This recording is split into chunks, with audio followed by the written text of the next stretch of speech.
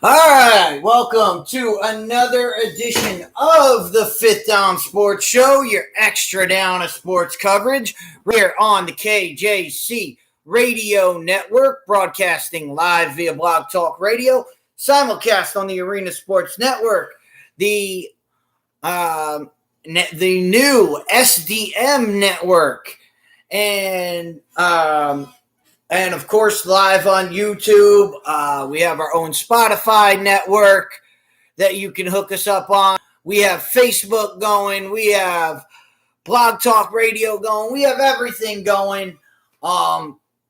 So however you may be listening to the show, we thank you for coming along. On the show tonight, we have a big time things going on. Of course, if you want to be a part of the show, you want to stop the show, you want to produce this show, by all means, call us up, 646-668-8415 to get on the radio. You can come on, talk to us. We'll give you everything that we need. You can talk about anything you want to talk about, and we'll get into it. But on the show tonight, we have to address what's going on with She-Hulk and the MCU. We will get to that in the off-the-field segment. In the NFL, we're only a few weeks away from the start of the regular season. So we'll start some NFL previews. We're going to start in the West and the South.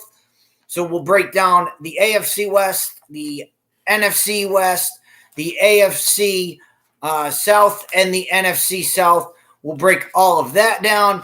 And with college football about to begin as well, we will begin our breakdowns of the major conferences.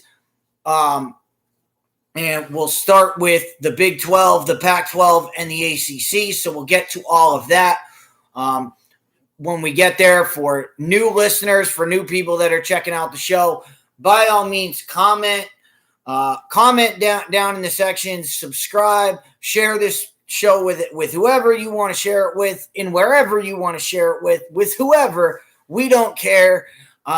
We're just out here telling the world, telling the stories, telling everybody like it is. So that's the way we do things. That's the way we'll continue to do things.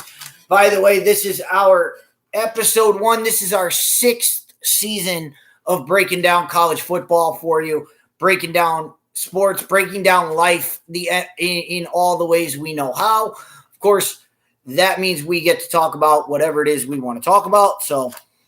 But let me open with why we break down college football the way we are. And look, I have said this for the past couple of years. It has been made pretty much evident the last few years of the college football playoff is set up. I don't even call it the college football playoff anymore. I will refer to it from now on as the SEC Big Ten Invitational, because that's what it is. That's the way it's set up. And to steal a line from one of my favorite lines from movies of all time, one of my favorite lines from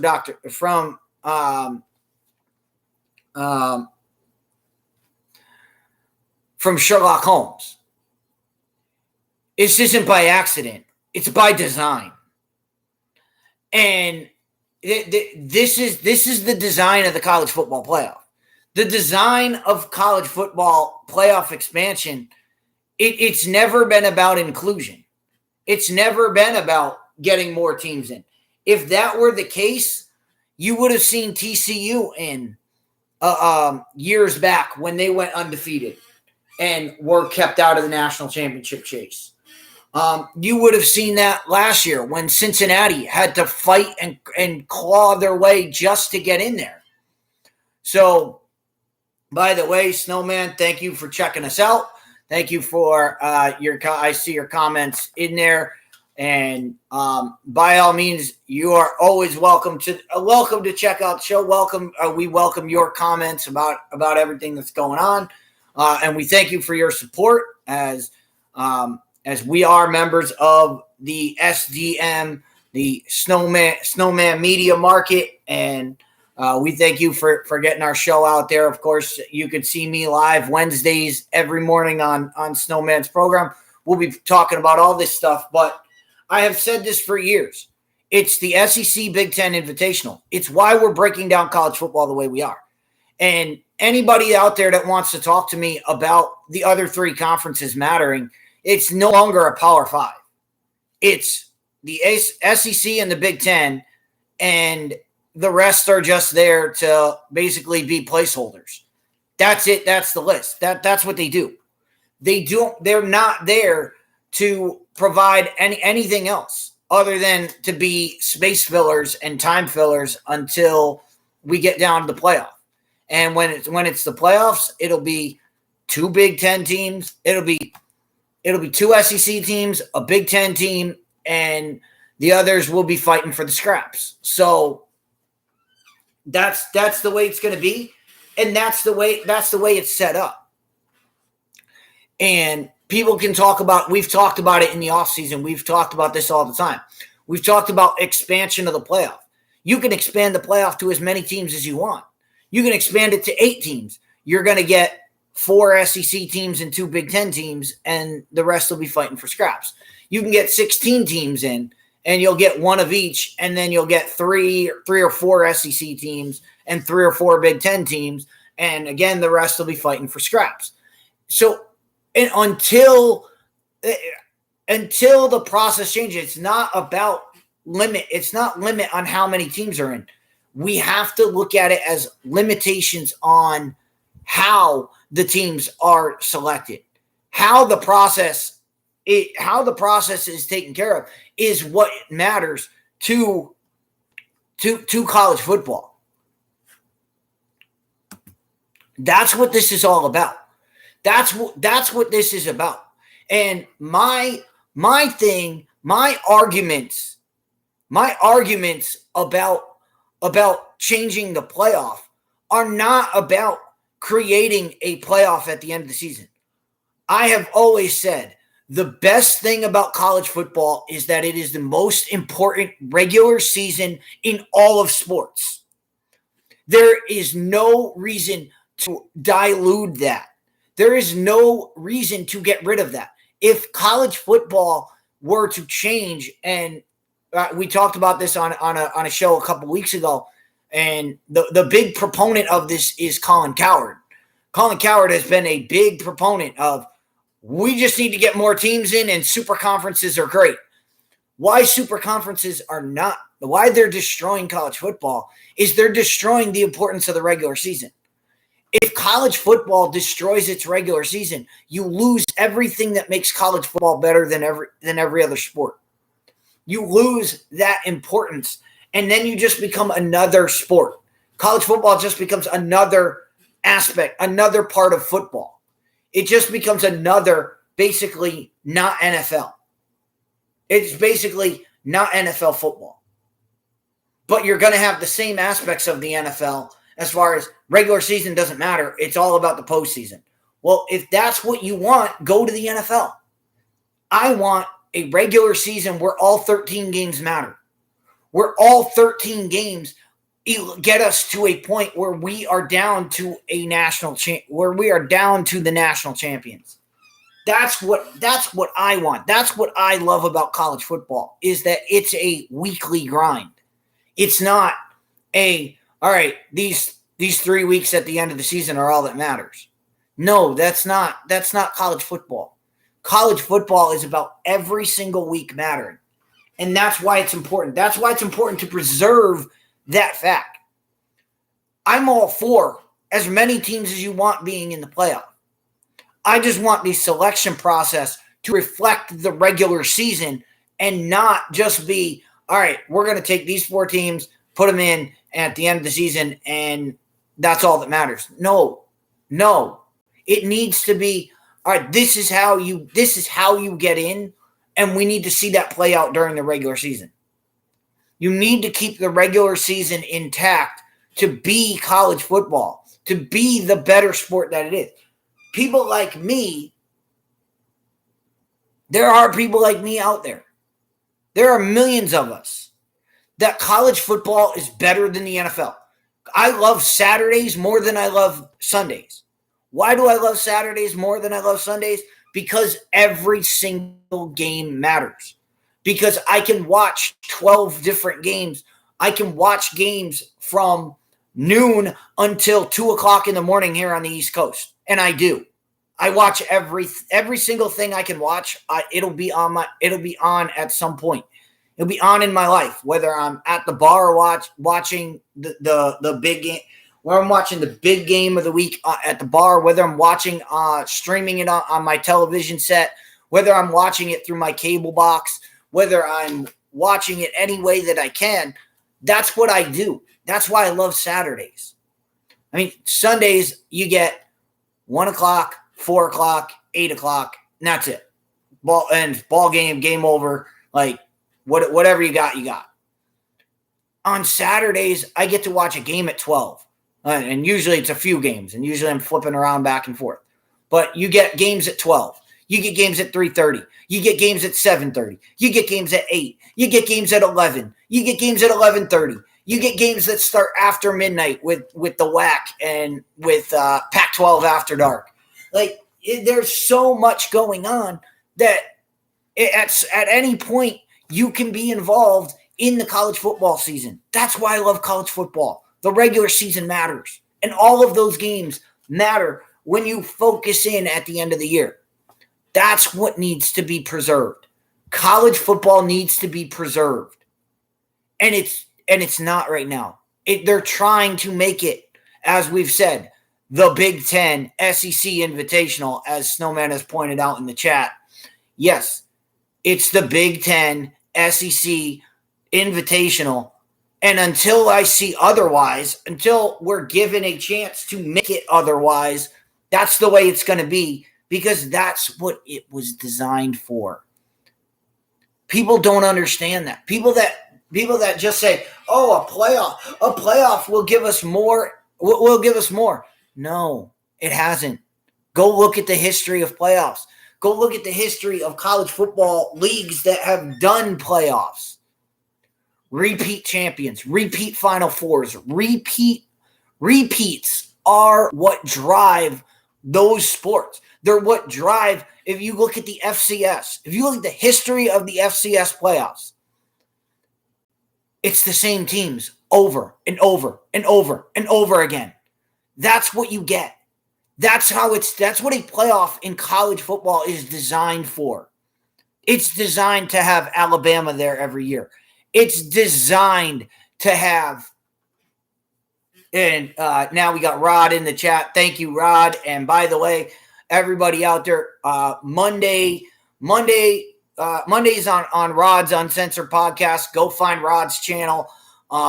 Like him, I'm on Rod's program, and we're going to start doing a lot of that, a lot more cross production with Rod and his program, and picking games and talking betting lines. So get in there, get out there, like Rod's podcast, subscribe to Rod Uncensored, and so you can get all of that, and you can be ready to win money on Saturdays, because that's what this show is about. This show is about winning you money. And speaking of making money, let's go. Let's get off of this. But one more thing before I get off of this is I want everybody to understand. I am not anti-playoff. I am all for an organized playoff structure. What I will not accept is a playoff structure that damages the regular season. If a playoff structure makes the regular season irrelevant, I will not sign on. And on that note, just look at last year, where Ohio State lost to Oregon, and that game did not matter. I want big games to matter. I want Ohio State, Notre Dame, week 1. I want that game to matter. I want those games. I want those big-time matchups to matter. To play an event, to be able to go back and look at the regular season and look at the big-time matchups and say these matchups matter. Because right now they don't. Right now we have a playoff system that rewards not playing a big game. That rewards avoiding big games. The more you avoid a big game, the better your chances are. And that's not how it should be. It should be big games matter. And that's why these super conferences are a disaster. That's why super conferences where Alabama and Georgia play in the same conference, they haven't played a regular season game in almost a decade. That shouldn't happen. You want to be in the same conference as Alabama, you should play Alabama every year. You want and that should be your judgment of whether or not you get into the college football playoff or not. Not what's going on at the end. It should be about where you play somebody.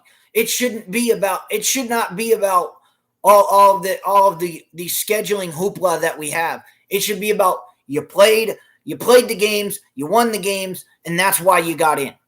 That's what it should be about. It should be about the games on the field and not the politics behind it. And until that changes, I will not sign on to any playoff expansion until we get a centralized criteria for making the playoffs. And that criteria cannot be, well, if you win your conference, you're in, because that doesn't do anything. That doesn't do anything for it. That doesn't change. That doesn't make the regular season any more important. That just says, all right, well, conference championships matter. That doesn't solve the problem. The issue with college football is scheduling and no criteria. There's no criteria for any of this. And none of that is bigger than when you look at the preseason poll, which we don't do preseason polls around here. For those of you that are new to the channel, new to the network, new to the show, I will not dumb you down by giving you a poll until I have seen the teams and I can verify what I'm watching. I'm not going to tell you after week 1, this is the best team in the country. That's not how this works. I will tell you when I see the best team in the country, duplicate the process, and I go, that's definitely the best team in the country, and then scale everybody accordingly. But I will not dumb down this audience. I will not waste your time saying these are the top 5 going into the season when I haven't seen any of these teams play.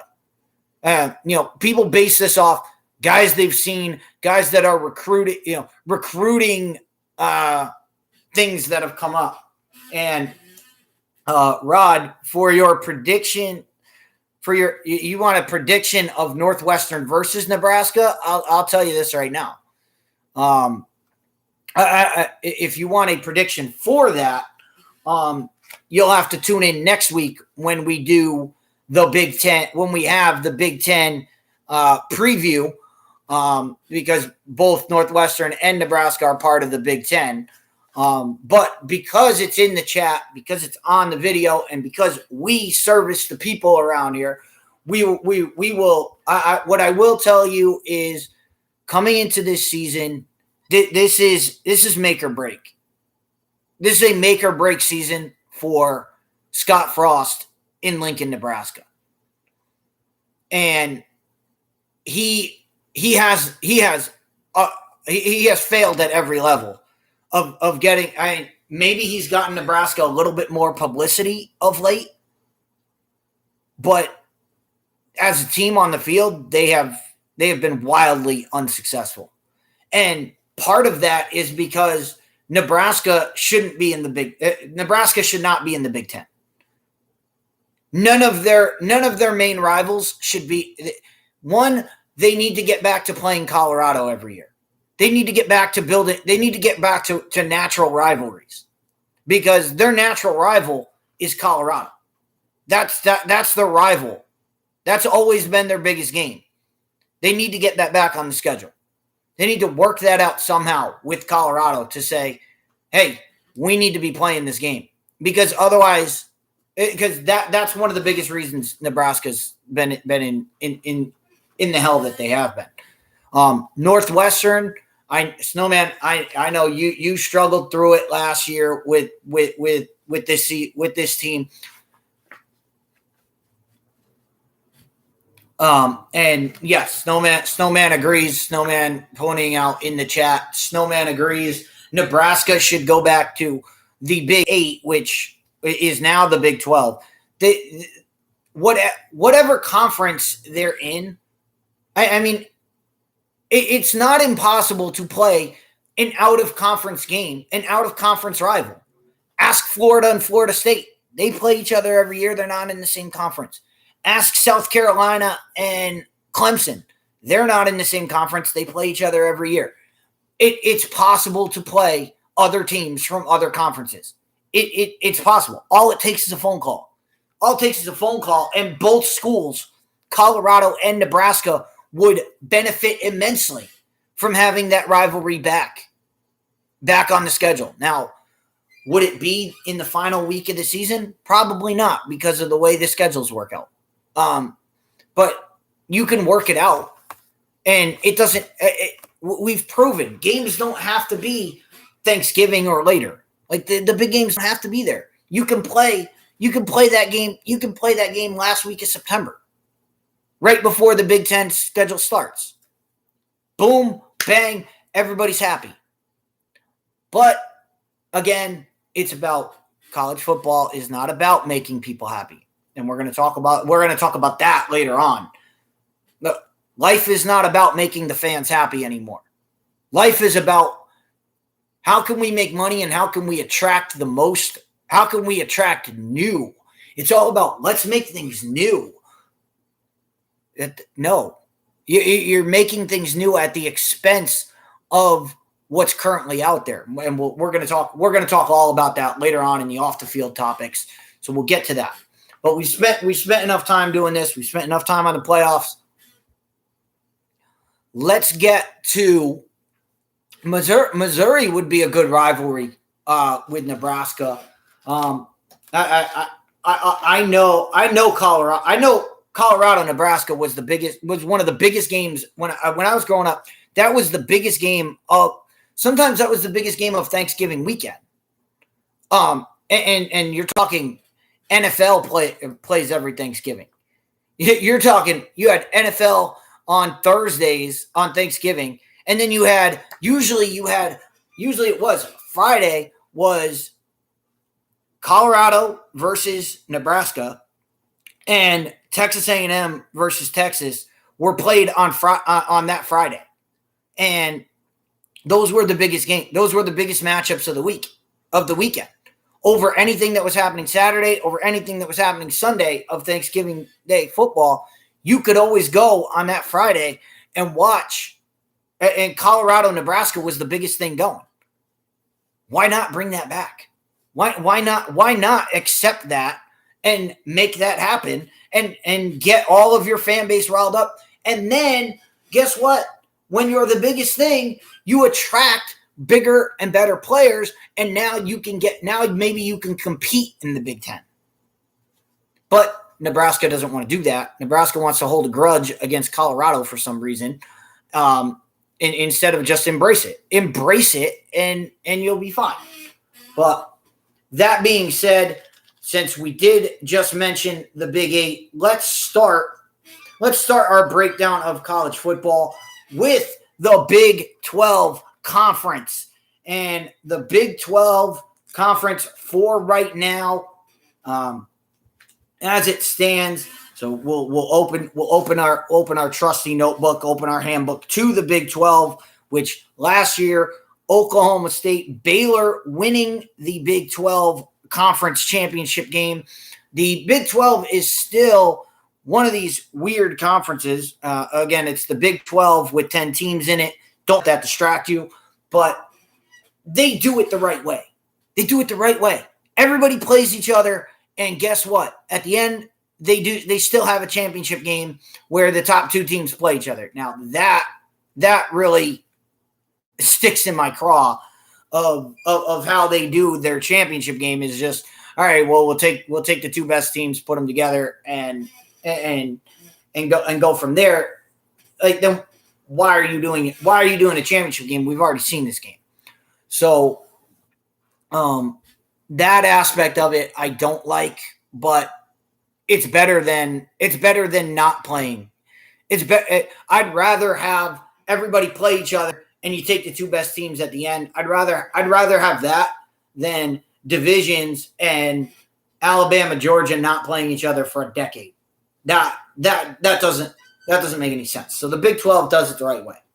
But coming into this year, this is why research has become so much more important to the to college football, and that's all because of the transfer portal. We've talked about it all summer. We've talked about it on this show, on any show I've been on. We've talked about the mess that the transfer portal has done, and just look at everybody in life. Look at, and we're going to talk about this a lot as far as teams that great players that just transfer out, and great players. Just look at Oklahoma. Caleb Williams leads Oklahoma the entire year and says, "You know what? I don't want to play and I don't want to be in Oklahoma anymore. I don't want to play for the Sooners. So I'm leaving and I'm going away." We'll talk about Caleb Williams later on when we do our Pac-12 breakdown, but Caleb Williams just decides to leave Oklahoma. So what does Oklahoma do at quarterback? Well, Oklahoma, this is why I love Oklahoma this year for the Big 12. I'm just going to start with why I love Oklahoma this year. One, I love their team. I love Marvin Mims at wide receiver. I love what they have coming. Eric Gray at running back. I love what they have going on at Oklahoma on offense. Offensively, Oklahoma is just stacked with talent. And what do? They go out and get a guy. I said this way before I even knew he transferred. I said, watch out for Dylan Gabriel this year. And you NFL guys, I know there's a lot of people that watch that are going to watch this stream, and they're watching. They're NFL guys. They watch the NFL. If you're an NFL guy and you want to get a jump on the NFL draft, watch Oklahoma this year, because Dylan Gabriel and Dylan Gabriel is an enigma to watch. And there's one reason for this. The one reason he's an enigma to watch is because he's left-handed. Because he's left-handed, his delivery just looks weird. Every single left-handed quarterback, you will see this. You read any description of a left-handed quarterback, and the description will be funky delivery. The reason it looks funky is because it's left hand, because it's coming out of his left hand. That's why it looks funky. That's it. But otherwise, the dude's got a cannon. He put up numbers at UCF that were ridiculous. And that was at UCF. He's never had a guy like Marvin Mims that he can hook up with. They're going to do some special things down in Norman this year. And that's why I love Oklahoma in the Big 12. I love what they going on. But that being said, we talk about the Big 12 conference. We have talked about the Big 12 conference every year, and we have coined the phrase. We did it the very first episode of this show 6 years ago when we started this show. We coined the phrase about the Big 12. We coined the phrase the Big 12, where defense is optional. Well, Oklahoma just brought in the best defensive coach, and I have said the best football coach. I don't mean legacy. Legacy coach, that's Nick Saban. Legacy, Nick Saban's has the best legacy of all. But when you are talking coach, and I mean guy who prepares, guy who has his guys knowing what they're supposed to do in spots where they're supposed to be, there is no better communicator. There is no better teacher of defense, teacher of his position, teacher of the sport of football than Brent Venables. I've said this for years. He's the best coach in college football. Now he gets to be the head coach of Oklahoma, and I can't wait to see what he does. Because in a conference where nobody plays defense, now you have a defensive guy who's going to right the ship there. He's going to make that defense better just by being there. So Oklahoma's going to have the best defense in this conference. And now they have an offense that can do what they need to do. It'll be interesting to see what kind of offense they have behind Venables, how much input he has in the offense. So I love Oklahoma. Let's stay in the state of Oklahoma for my second team in this conference, and that's Oklahoma State.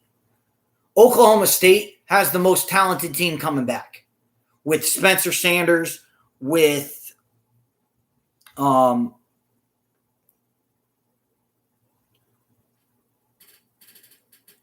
Dominic Richardson at running back, with a wide receiver group that is always talented. Again, our favorite, one of our favorites up there on the list, top five as far as my favorite coaches out there. We have the mullet, Mike Gundy. Mike Gundy always has an offense. There's not an offense out there that he's not ready to run. He's always got guys ready to play on offense. So offensively, I'm not worried about Oklahoma. What I am worried about is defensively. Oklahoma State is always hampered by their defense. They always have games where they play phenomenal defense. Like they'll hold Texas to 12 points. And then they'll have games where they give up 42 points. So Oklahoma State is kind of weird like that. But as far as guys coming back, I love Spencer Sanders. As far as you NFL guys, Spencer Sanders is a guy you really want to look at. Jaden Bray at wide receiver, Braden Johnson at wide receiver. That will be fun to watch. They're good guys, good players. So I like what I see out of Oklahoma State as far as guys coming back. Baylor, the conference champion from last year, but there's a lot going on in Baylor as far as who's the quarterback going to be. Blake Shapen has taken over. He was basically the guy who ran the show at the end of the year last year. Their guy Gary Bohannon, who led the team the entire year, hit the transfer portal. So again, the transfer portal just playing such a huge role in any breakdown that we have. Any breakdown of any game we're gonna talk about the transfer portal.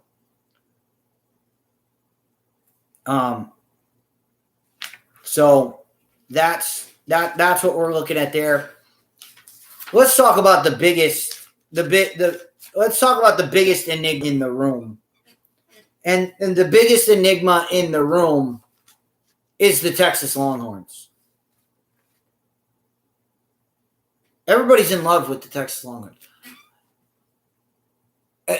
I know I just said preseason polls don't matter, but when you look at the preseason poll, there's some coach that voted Texas as the number one team.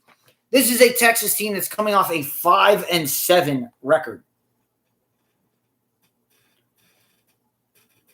I want you to understand that. 5-7 last year, did not play in a bowl game. And somehow some idiot voted them as the best team in the country. Now, do they have the best? They have Bijan Robinson, who is one of the best players in the country, probably the best running back. For you NFL guys, Bijan Robinson is probably the most NFL-ready running back in the NFL, in the college football game. That's where they're going to make their stuff. Sarkisian, rough first year, but this year is not Texas's year. Everything about this year for Texas is setting up next year when Arch Manning takes over. But this year is about getting everything else set up. So get your running back set up, get your wide receivers, get your offensive line set up, get everything set up for when Arch Manning is behind center next year when he comes to Texas.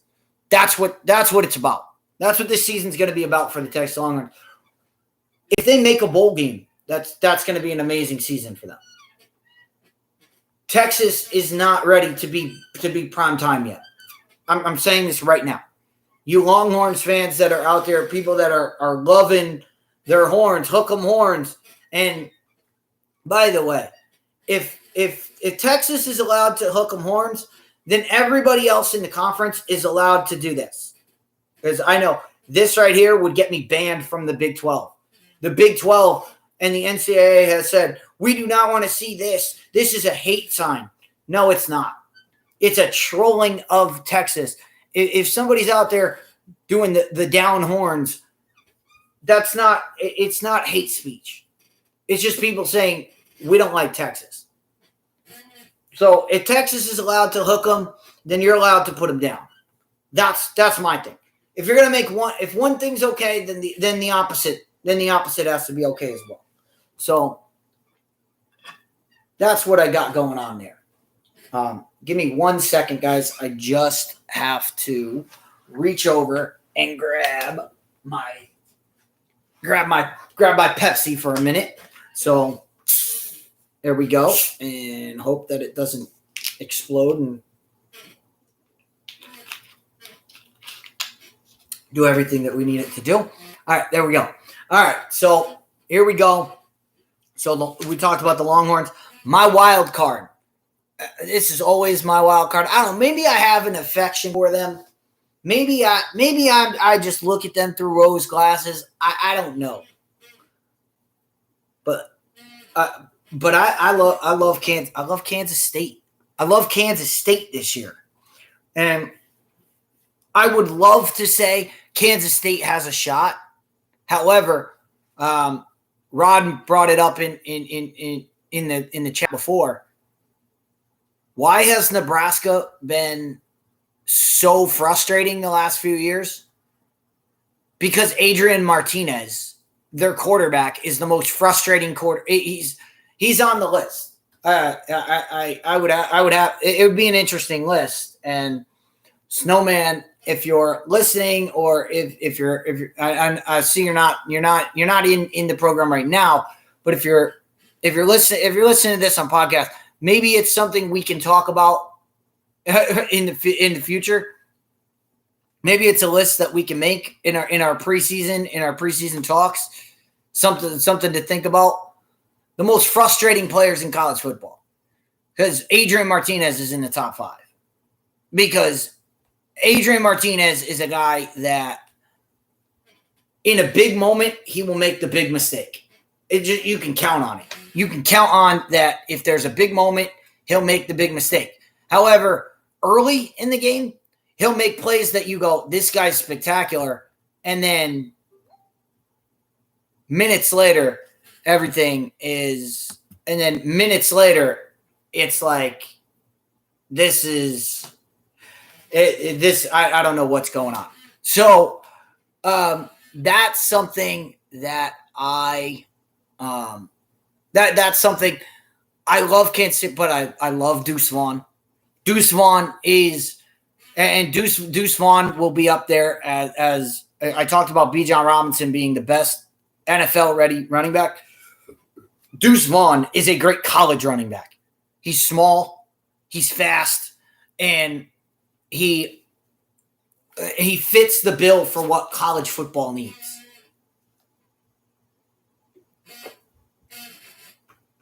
Is he an NFL? He has to get bigger without getting slower, and that's hard to do. And it's so will he be an NFL kind of guy? I don't think he's NFL ready just because of his size. And I just want to bring this up. He's 5'6", 5'6", 170. That's not that's again, he's not a big guy. That works in college. It doesn't work at the NFL level. But as a college football player, there's nobody that's more fun to watch than Deuce Vaughn. That's why I love Kansas State this year. So I love them. Iowa State, the Iowa State Cyclones.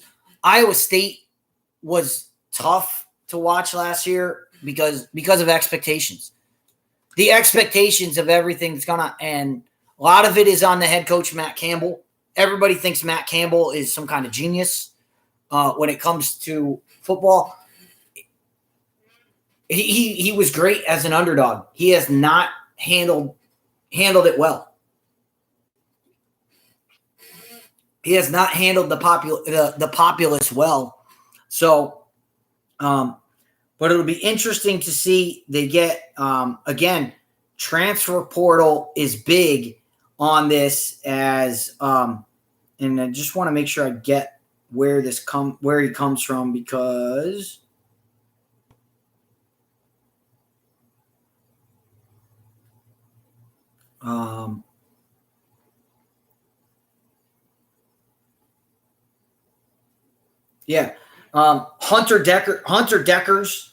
Hunter Deckers is a young guy. This is where Matt Campbell has to shine.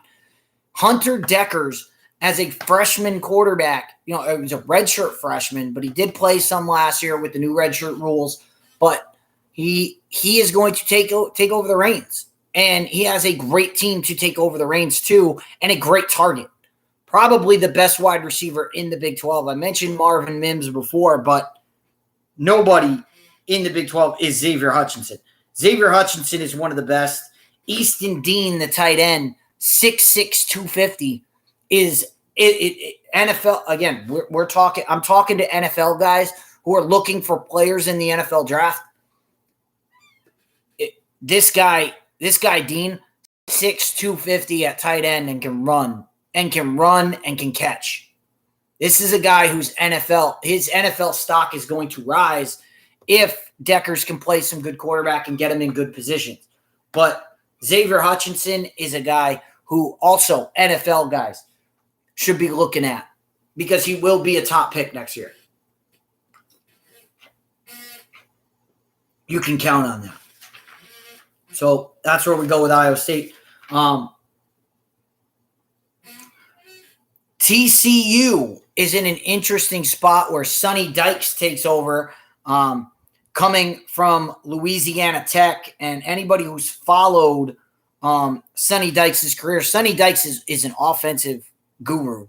He has built some of the best offenses that he has. Going to the Big 12, again, defense is optional. So he should have TCU putting up big numbers. Gary Patterson was always a big defensive guy. So it's interesting to see Sonny Dykes taking over in Texas. This is a guy who came from SMU, so he's a guy who has experience. So I do like them. TCU will be a team that's tough to make the playoffs. West Virginia will be an interesting team this year. And interesting because, again, transfer portal. JT Daniels, who started his career at USC, got injured, got replaced by Keaton Slovis, transferred down to Georgia. Goes to Georgia, gets injured, gets replaced by Stetson Bennett. We know what Stetson Bennett did. So JT Daniels hits the transfer portal again. This is my hatred of the transfer portal. Like, this is abuse of the transfer portal. And this is why I say this kind of stuff should not be allowed. Where a guy transfers from USC to Georgia, okay, you used up your transfer portal. Now, if you want to transfer again, you got to do it the proper way. You got to either graduate, you got to be a graduate transfer like Russell Wilson did, or you got to just transfer regularly where you transfer and you have to sit out a year. Like, you can't just use the transfer portal every year just because you can't make the roster. Excuse me. That's not what this is set up for. That's not what this is for. The transfer portal is for guys who make a wrong decision. Like, okay, that happens. Guys like Justin Fields, who stupidly went to Georgia when Georgia already had a freshman quarterback that just led them to the national championship game. Justin Fields signs on there and thinks he's going to play. No, you're not going to play. And then he transfers out, goes to Ohio State, and we know what Justin Fields did. Like that's okay. I'm okay with that. I'm okay with all right, I've played here. I'm going to transfer. I'm going to use it once. You can use it once. Once is okay. Twice is too many. 3 times is when you play for 3 different schools in your college career. That's when a mockery of the system is made. So that's one of the reasons that I'll be rooting against West Virginia this year. But it's one of the reasons why West Virginia should be an interesting team to watch. Texas Tech, we all know what Texas Tech is. Texas Tech is the epitome of the Big 12 conference. Offense, no defense. So we'll talk about them. And Kansas, come on. Is Kansas even in the Big 12? Like, does Kansas even play football? Like, Lawrence, Kansas is a joke. Their team is a joke. They've been a joke for a long time. So we don't need to talk about them. All right. Let's move to the ACC. Let's move to the ACC, as I call it, as I'm going to start calling it, because they're going to do this stupid thing where divisions matter for scheduling, but they don't matter for standings. I don't know how that's going to work. I don't know what the ACC is trying to think of, but some people like to call it the Atlantic Coast Conference. I will call it, until I see differently, the All Clemson Conference, because that's what they did.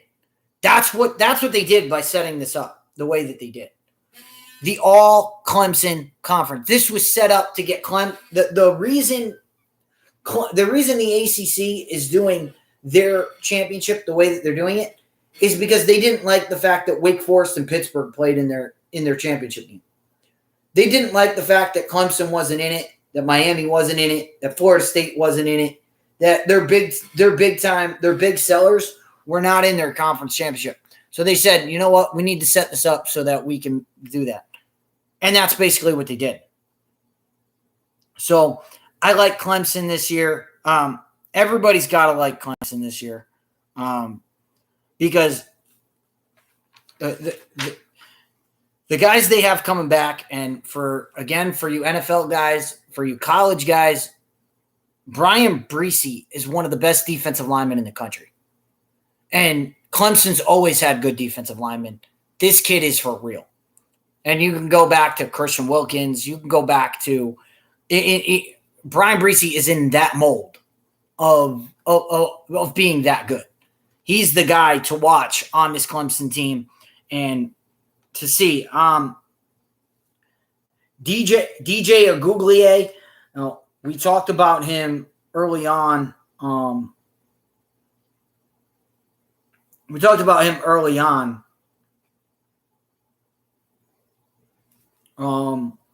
As far as what is going on, DJ Aguglier, he looked good his freshman year against Notre Dame. Last year, when he was handed the reins, he did not handle them well. And anybody can say, and I know there's Clemson fans out there who will say, well, we did go 10-3. 10-3 at Clemson, that's not acceptable anymore. When you're Clemson and you're supposed to be where you are, that 10-3 is unacceptable. It's unacceptable. So 10-3 and playing in the Cheez-It Bowl, that's not what Clemson football is about. Clemson football is about playing New Year's Day, playing in the Sugar Bowl, playing in the national playoffs. whatever games are up for the playoffs. I don't even care. I don't judge. I don't follow that. I don't care about that kind of stuff. So if you're coming here to get, who's going to be in what bowl game? I don't even know at the end of the year. I don't care. I don't care right now. All of that stuff will sort itself out, and we'll talk about it during the year. But as of right now, Clemson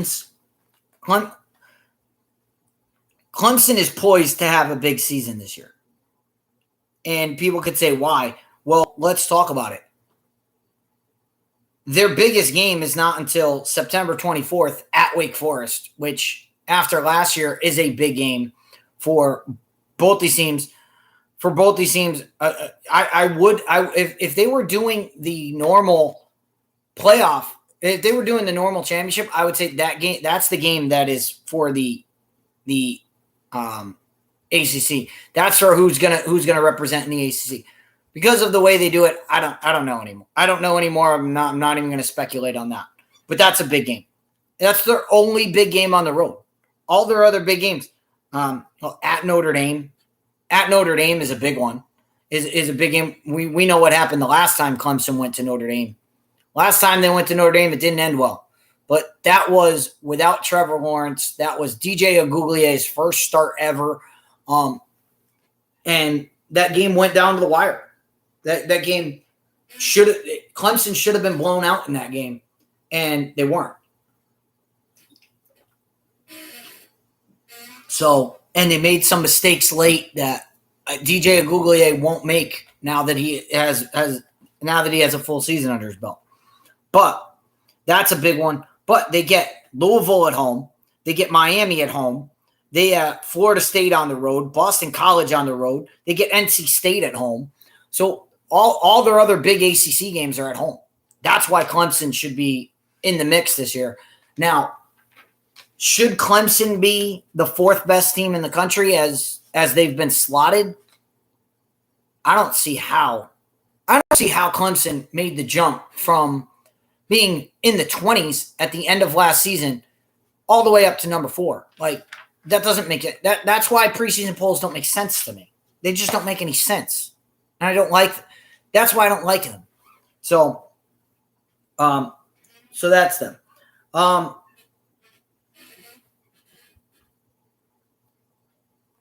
NC State, as far as the Wolfpack go, this is the team. This is the surprise team. This is the team you want to watch because, again, their toughest game is at Clemson. Their toughest game is at Clemson. Every other game for them is at home. Virginia Tech at home.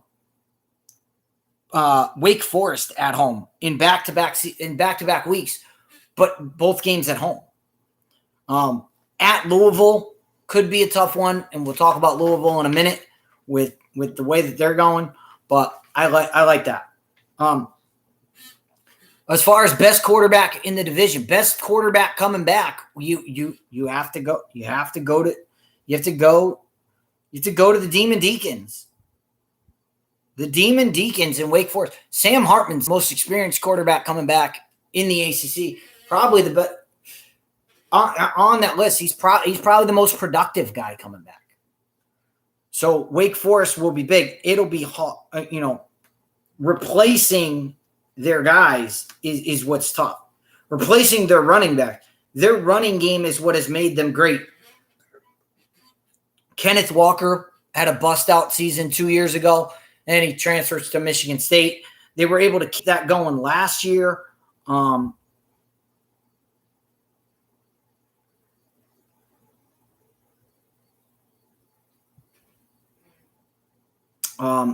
And they were able to keep that going. Can they keep that trend going? That'll be the key for Wake Forest to have a great season. But again, we're just looking at the schedule. Clemson at home, which is a good thing.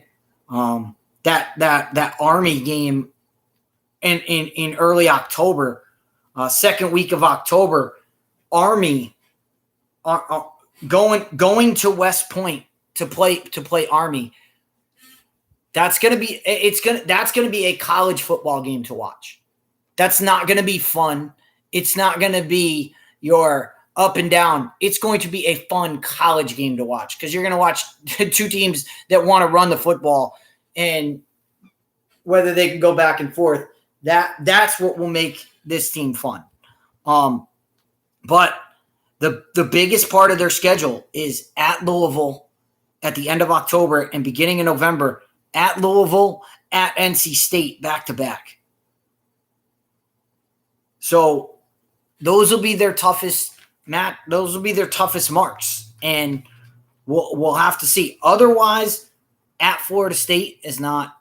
It's not a big time thing. And then you get North Carolina, Syracuse, and Duke to round out the year. It's a favorable schedule after those two big games. After Louisville and NC State, that's where we'll know where Wake Forest's season. That's where Wake Forest's season goes. Best player in the conference, meaning most talented. It's not a question. It's Malik Cunningham at Louisville. Malik Cunningham is one of the funnest players to watch. And if they can find a way to use his talent running the football is amazing. If they can find a way to make him a competent passer, Louisville can be a big-time team. And again, but they have some very tough games. At UCF in week 2, out of conference, I like the fact that they're going out of conference to play UCF. Not many teams would do that. Pittsburgh at home, Wake Forest at home. James Madison, who people would say, "Oh, James Madison, what's up?" James Madison's an interesting choice because no one knows what they are. This is their first year moving up to FBS, so welcome to the FBS, James Madison. Louisville will get them. And then at Clemson and at Kentucky, Louisville has the kind of schedule that if they navigate it, they can be a team that makes some noise. But I don't see them navigating it to anywhere. You would have to be 11-1 to be, cracking the playoff. But they'll be a good just going through each team. Florida State, this is how bad Florida State is right now. They're not even worth talking about. Not even worth talking about Florida State Seminoles. That's how bad Florida State has done. Florida State has terribly recruited. They have had terrible head coaching decisions. They have had terrible teams on the field, and nothing is more akin to that than I want to see if they have it on here. Yeah, here we go. Results.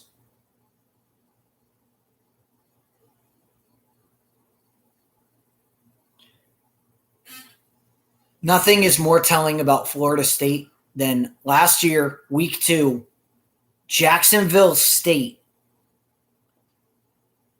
went into Florida State and an FCS school beat Florida State on their home turf. That's how far this team has fallen.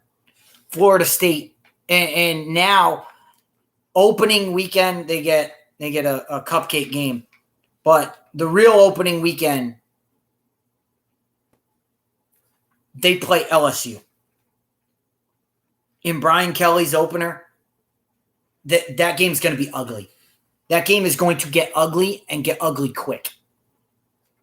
I will tell you that right now. Florida State fans, if you keep that game within the spread, you're good. If you keep that game within the spread, you should be happy. Because I guarantee you it won't be. I guarantee you LSU is going to run over.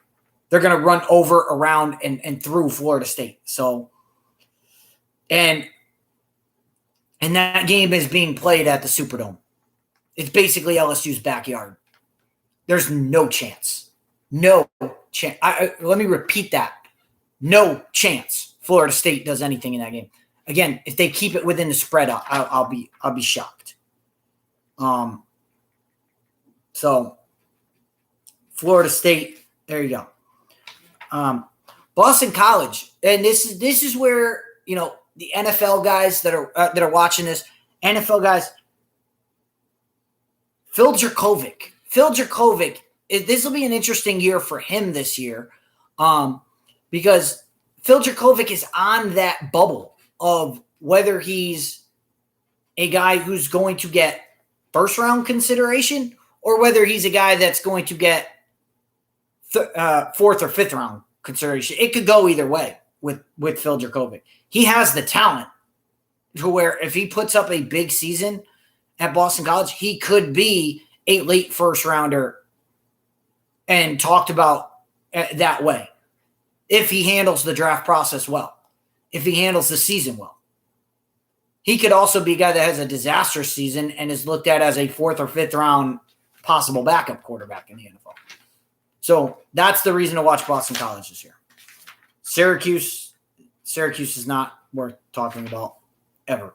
All right, so let's go to the other division. And the other team that I like in this conference, and Kev, Big Kev, you'll like this because Kevin always likes when I talk about this. The Miami Hurricanes. The Miami Hurricanes. I love Miami this year. I love what Miami's doing. I love that they brought Mario Cristobal in from Oregon. He knows we've seen what Mario Cristobal can do, taking down Ohio State last year. We know he can coach big time. Their recruiting has been really good, and Miami is doing it the right way again. Miami is the one school that is – you don't have to go out and get the top guy in the nation. Miami, just recruit the best guys in Miami, and you'll be back in no time. That's what built you. The Howard Schnellenberger method was if we just get Miami and Orange County in Florida, if we just recruit around us, if we just make sure all of those kids come to the U, we'll be okay. That's what they need to get back to. And then once you get that, then you can start branching out nationally. That's what Miami is, a national brand. The U can be a national brand, but it has to be a Florida brand first. You have to dominate your area. You have to dominate South Florida first. And that's what they're getting back to. They're getting the best kids from South Florida. I like what they're doing down there. Oh, and by the way, they have Tyler Van Dyke. Tyler Van Dyke is a good quarterback. I like seeing what they have. Now, the big test will come week 3, September 17th, when they go to College Station and take on Texas A&M. That will be the game that tells us whether or not Miami is whether they're back or not. If they hold their own, if they hold the line, I'm not even saying they have to beat Texas A&M, but if they hold their own and make that game interesting, I will say, all right, Miami is on the right track. If they get blown out like they did against Alabama last year, and the game's over in the first quarter and it's 21-0 before you even blink, if that happens again, then we're gonna have to we're gonna turn around and look at Miami a lot differently. But if Miami holds their own, keeps that game close, if they win the game, we'll be talking about the Canes are back. If they hold their own, we'll be saying, all right, they're on the right track, and let's keep this train going. But at Texas A&M early in the season, at Virginia Tech, at Clemson, at Virginia, their road games are absolute dynamite. Their road games are gonna be the trick for this. Because, like I said, at Clemson is tough. At Virginia Tech, anytime you go into Virginia Tech, it's a dogfight. And at Texas A&M, their road games are a minefield, and that's why the national picture, Miami may be in trouble. in the ACC, they should be okay. It should be okay. Pitt Panthers, again, the transfer portal is what we're talking about here. And the transfer portal is where a lot of this is going on. And they hit a home run in the transfer portal, getting Keaton Slovis from USC. Now, the funny thing about getting Keaton Slovis from USC, and I loved Keaton Slovis as a freshman. He kind of regressed last year, but a lot of that can be due to the fact that the coach was let go halfway through the year, and there was a lot of chaos surrounding USC last year. He was injured. Jackson Dart was there. There was so much going on. But I do like Keaton Slovis. However, he comes in, Jordan Addison, who was the Biletnikoff winner last year. This is why I hate the transfer portal. He's sitting there going, well, Kenny Pickett is why I was great.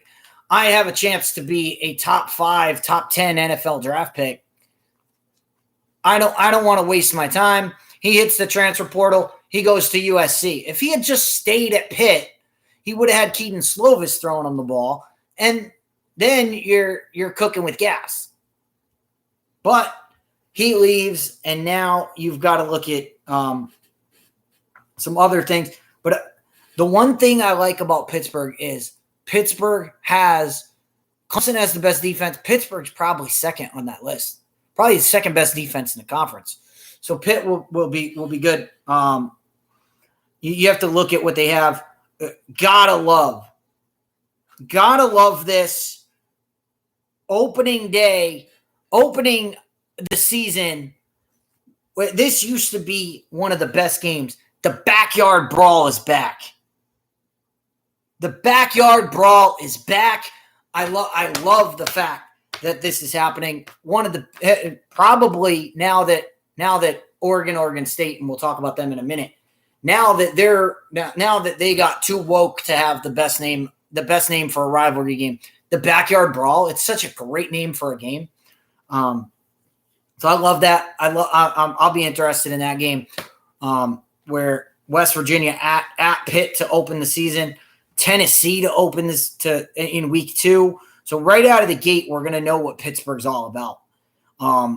Virginia Tech at home in mid-October. And then you come home. Then you get at Louisville, at Virginia, and at Miami to close out the season. So a lot to talk about with Pittsburgh. We'll know all about them in weeks 1 and 2. Weeks 1 and 2 will tell us exactly where Pittsburgh is. But I do like the Pittsburgh Panthers. North Carolina, Mac Brown loves these projects. Mac Brown always does well. The thing about Mac Brown does well when the team's not expected to do anything.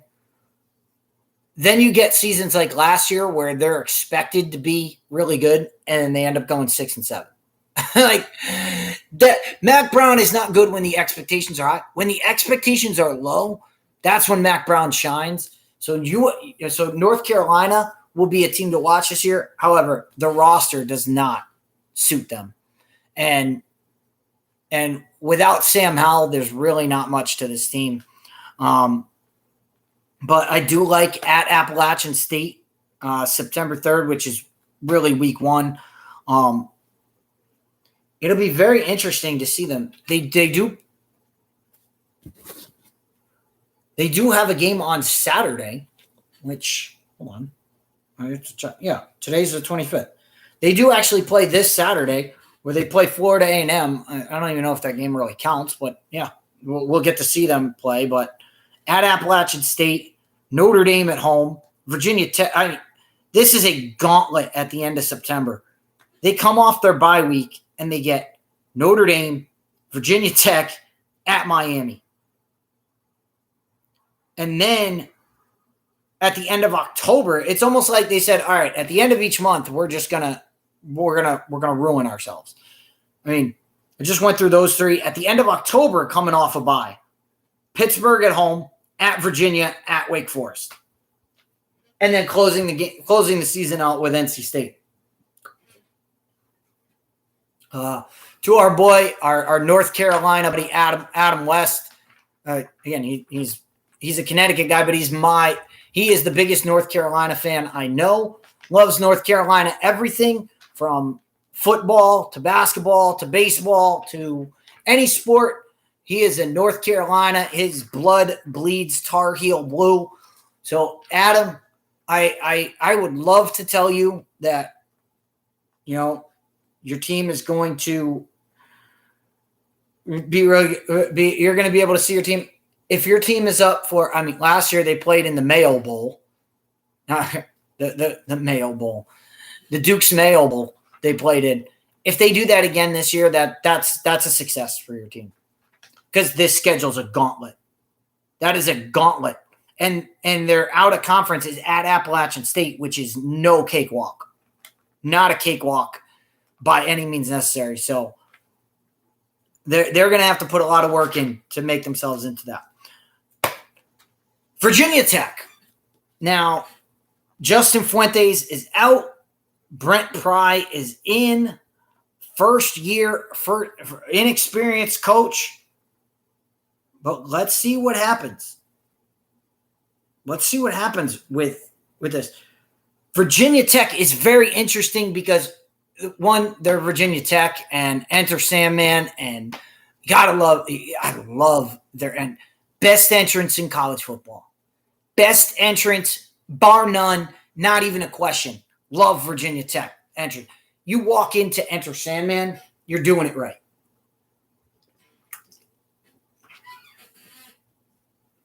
You walk in to Enter Sandman by Metallica, you're doing things right. And if anybody's ever watched that entrance, it's on my bucket list. That's one of my bucket list events, is watching a game live in Blacksburg. I would love to do it on the field. Like, I would love to be on the field when that on the field and in the stands are two completely different experiences. Anybody who goes to a game, anybody who's ever been to a live football game, whether it's an NFL game or a college game or a high school game, watching any football game from the stands is completely different than being on the field to watch a football game. On the field is a completely different experience. It's so worth it. So anyway, that's one of my things. I would love to do that in Blacksburg. But Blacksburg, as far as Virginia Tech goes, Virginia Tech is always one of those. They're just one of those weird teams. And why I say it's weird, they're a weird team because, and let me just look at it. Was it last year or was it the year before?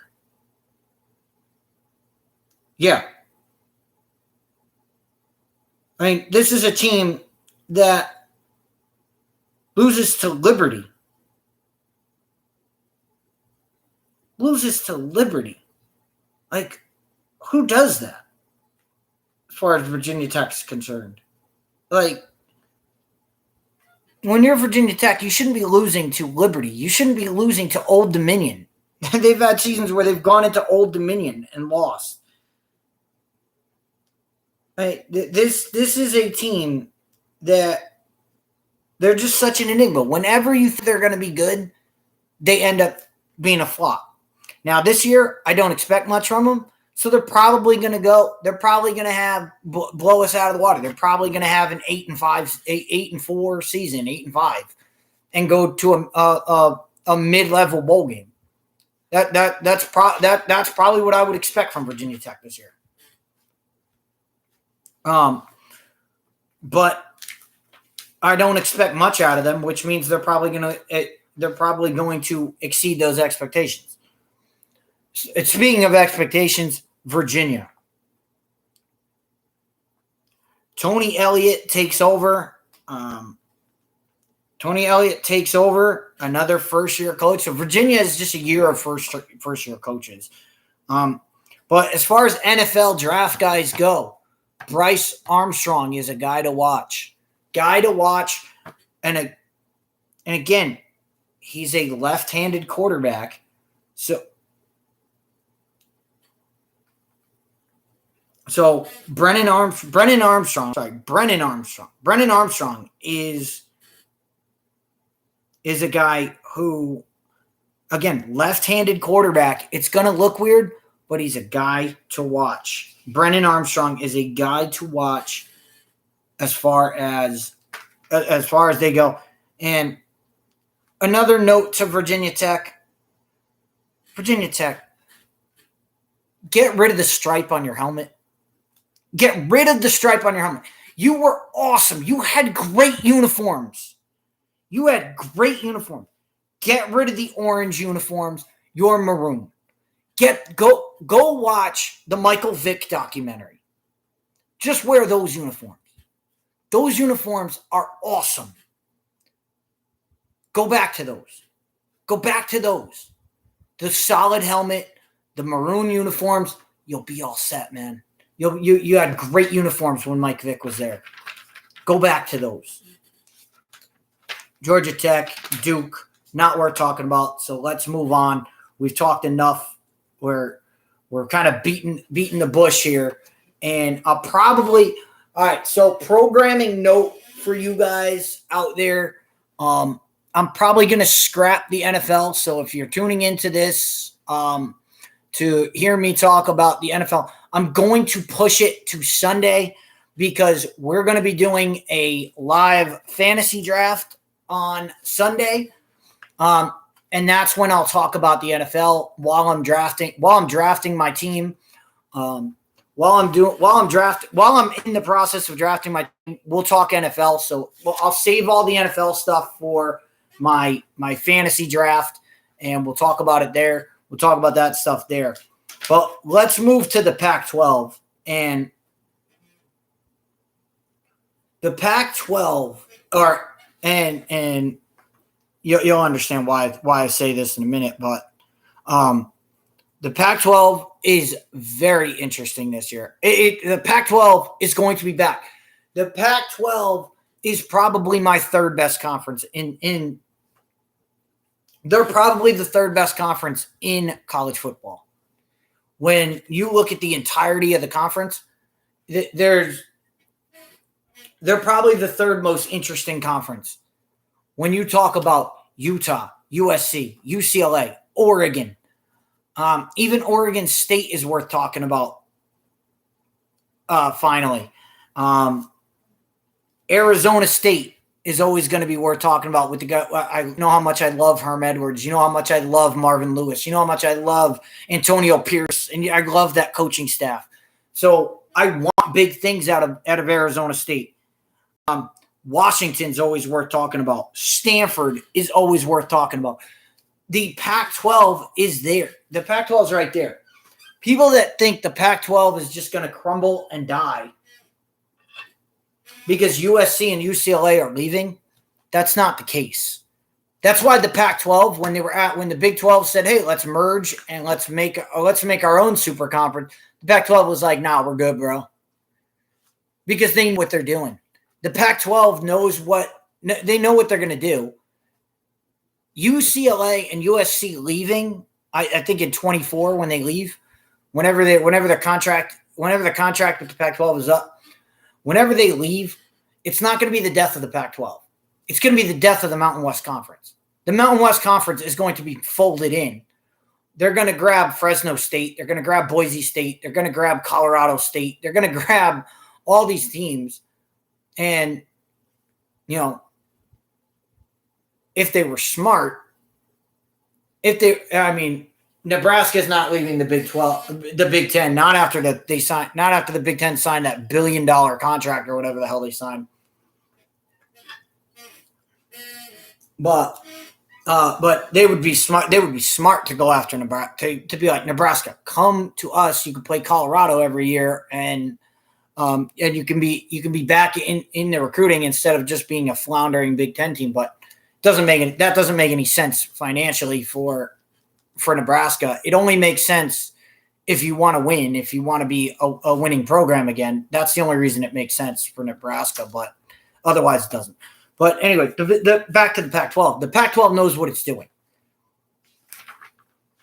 And so let's start and let's just go through this. This just tells you how big the problems are. We talked about this.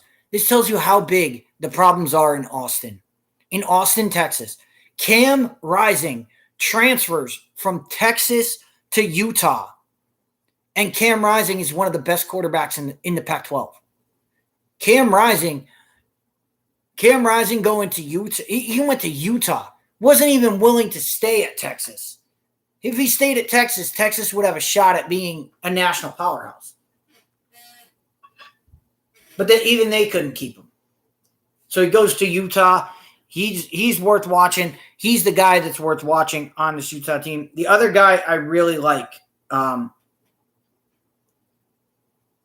I'm just looking, Brant Kuthi. Brant Kuthi, the tight end, even though he's 6'2", 220, he's still a guy. I love watching this kid play. I love watching this kid play. He's a guy that I would love to watch.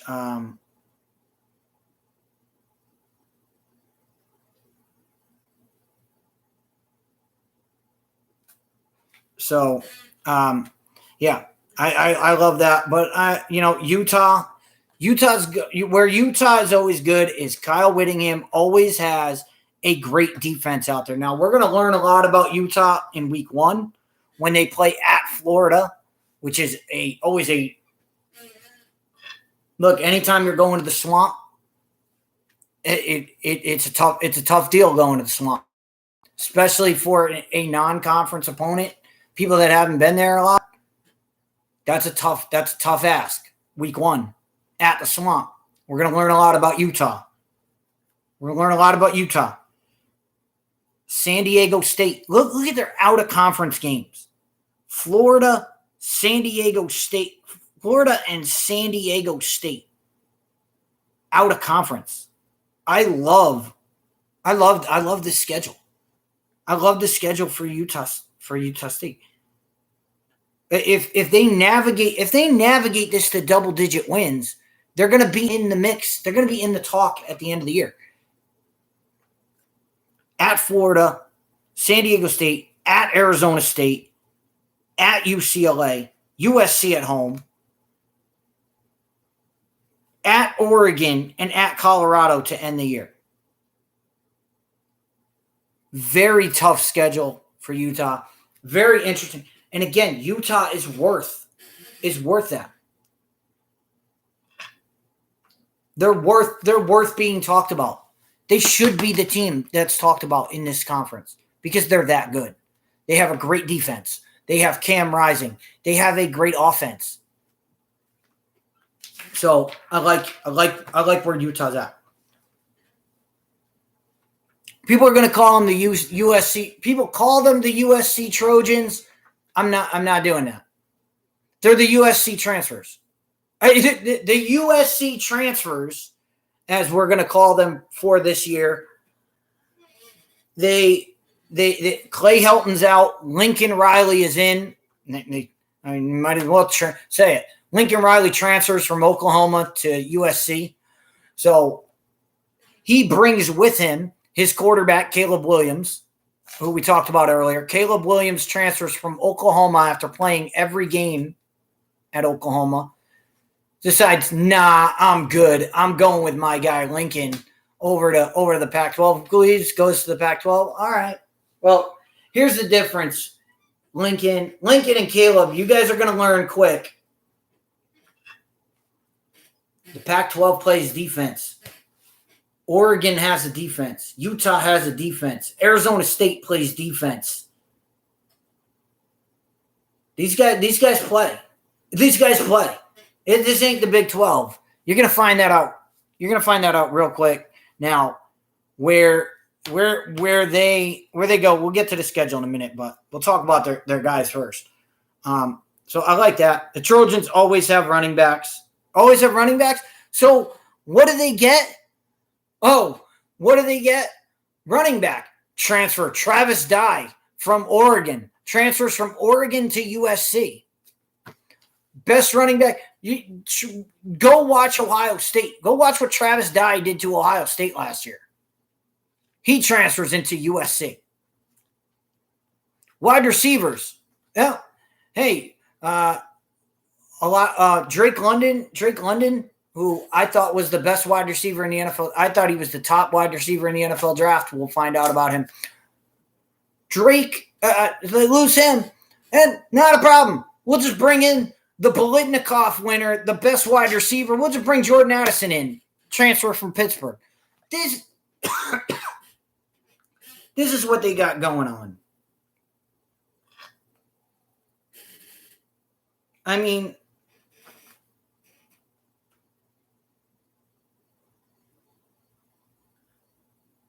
this is what this is just unbelievable.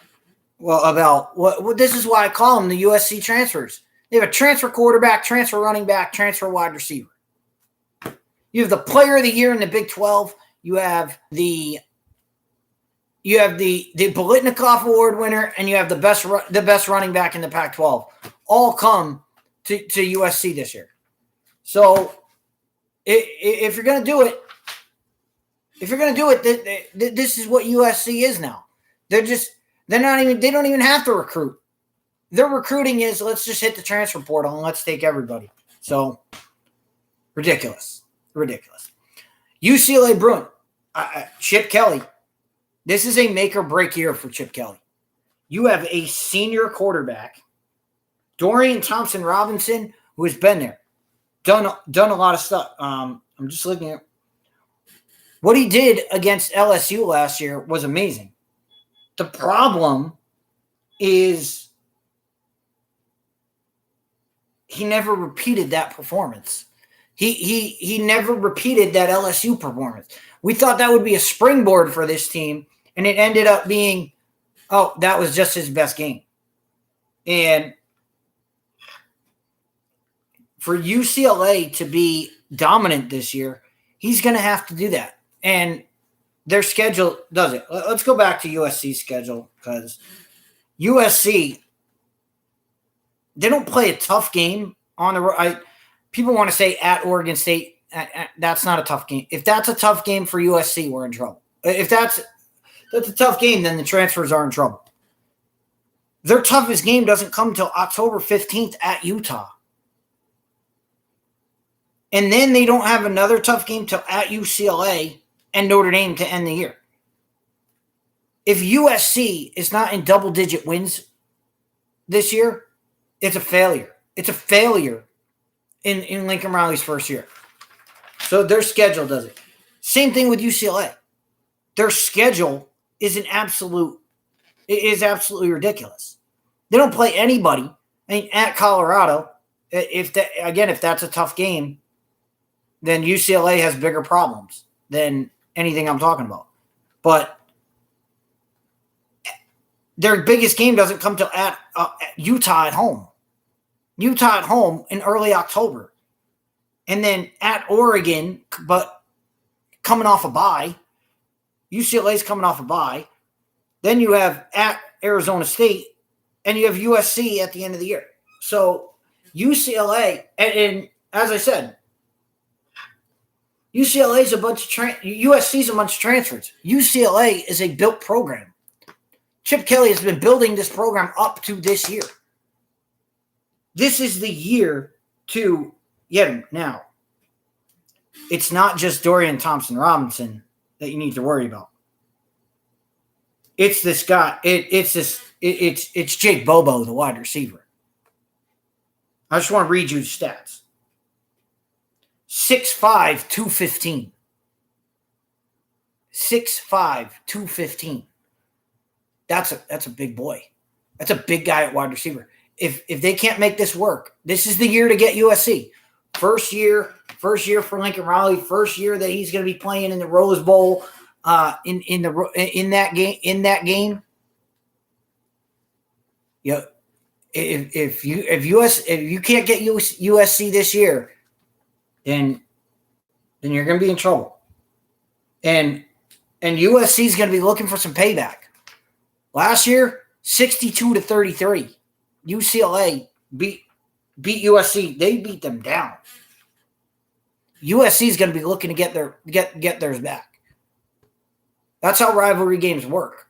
But this year, you better take USC out. You better take them out, because if you don't get them this year, you ain't getting them. You ain't getting them in the future. So that's where that goes. Arizona State, as I've said, this team revolves around Herm Edwards, revolves around that coaching staff. Jaden Daniels, the former starter, he transfers out. So what do you do? What do you do when you're Arizona State and your starting quarterback transfers to LSU?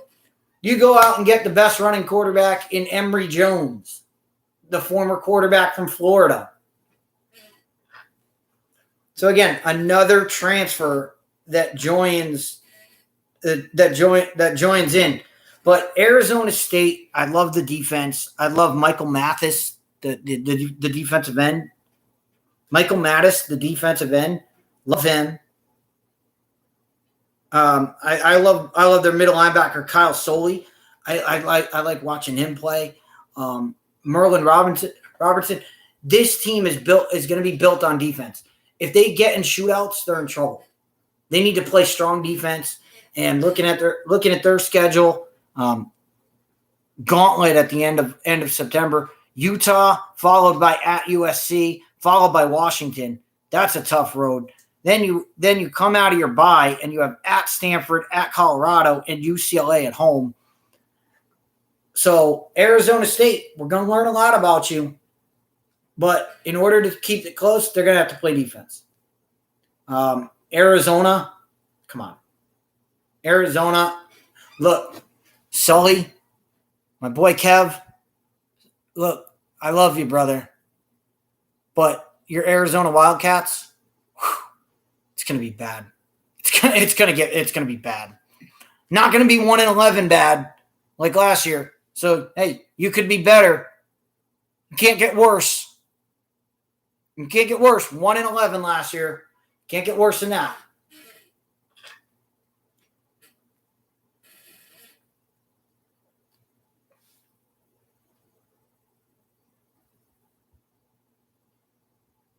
I'm just reading something, so give me a minute.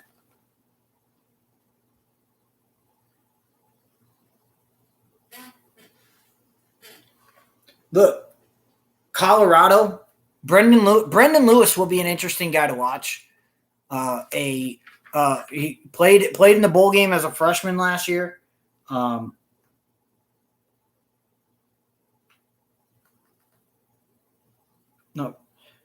Brendan Lewis played as a freshman in the bowl game a year ago.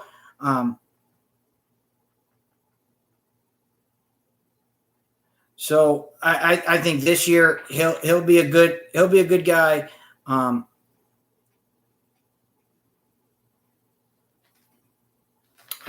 So inexperienced for Colorado, but I do like TCU at home.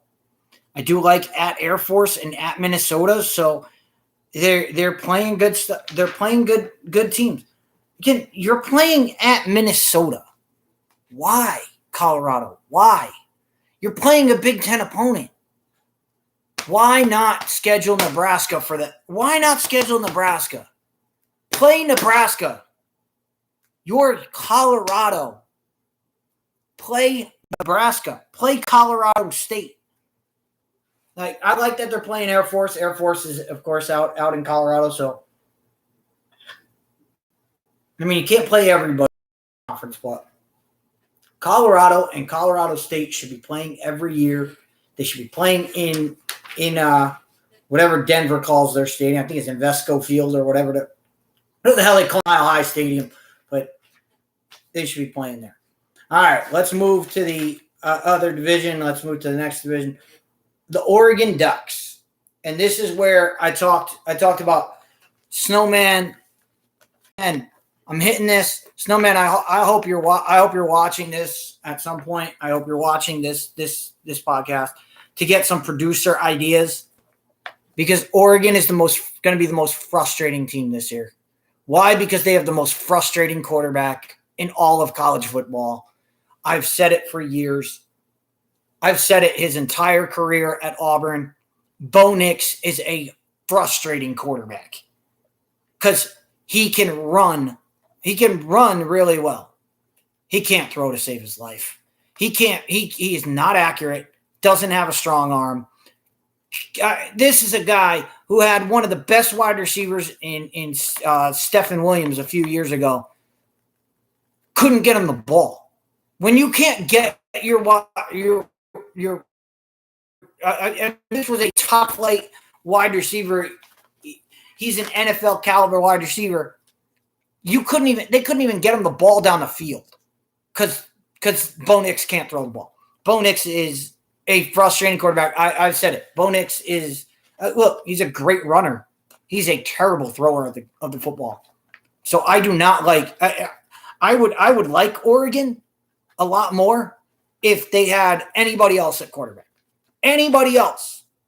But because they have Bo Nix, and again, Bo Nix is a guy, I mentioned this when I was talking about Adrian Martinez. Bo Nix is a guy that in a big moment, when you need him to make a play, he's going to make a play, but it's going to be for the other team. It's going to be a huge mistake. He's going to make a huge mistake that costs you the game. That's Bo Nix in a nutshell. And, of course, Oregon opening weekend, Georgia in the Georgia Dome. I got to see what the spread is on that game. I would imagine it's going to be somewhere over 13 points as far as the spread. And if it's anywhere between 13 and 17, it's a no-brainer. If it's anywhere below 17 points, it's a no-brainer. I'm taking Georgia, and it's not even close. That's how much I don't believe in Bo Nix. So I'll take Georgia to win that. They got Georgia to open the season. They don't play a tough game. Then they don't play BYU. If you count BYU, if BYU is a tough game, again, Oregon has more problems than we need to talk about. That's the only other tough game in the first half of their schedule. But you have UCLA and Utah in the later part of your schedule, and that's your tough part. Washington at home will probably be the game for that. It'll probably be the game that decides who goes to the Pac-12 title game. But now let's talk about the elephant in the room. The elephant in the room is Oregon and Oregon State. Get off Twitter, get off your DMs, get off of hashtags. Let's start a hashtag ourselves. Bring back the Civil War. Best name. It was the best name for a rivalry game. You had the Civil War. It was great. Bring it back. Bring it back. Bring back the Civil War. And look, I don't care what they want to call the game from now on. I will always call it the Civil War. And Oregon and Oregon State, you can't stop me. And Twitter, you can't stop me. Oregon State is the Civil War. It always has been. It always will be. I love that game. I love the name. I love the name. And this year it actually matters because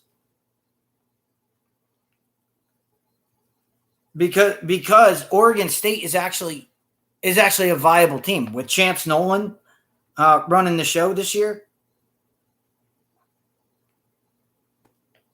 I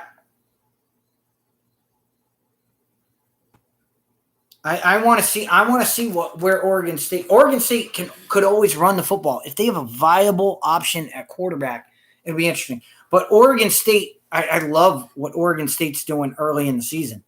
I mean, we're going to know about Oregon State right out of the gate. Boise State, one of my favorite teams, and we'll talk about Hank Bachmeier when we talk about players to watch. Players to watch. Hank Bachmeier, Boise State. Remember the name. Believe in the name, because Hank Bachmeier is one of my favorite. He is my favorite player in college football to watch this year. And not because he's the best. He's just my favorite because of the way he plays. And I'll talk about him another time. We're short on time. But Boise State, best team. Boise State to open the season. At Fresno State, it's going to be a tough game. Okay? Then you get Montana State. Okay. You know, everybody needs a breather once in a while. But then you have USC and then at Utah. So their first month of the season, their first 4 games are going to be absolute brawls. So we're going to learn everything we need to know. Oh, and then throw at Stanford. So at Stanford in the mix, no one plays well on the farm. Just ask Pete Carroll how it feels to go into the farm. The farm is a tough place to play.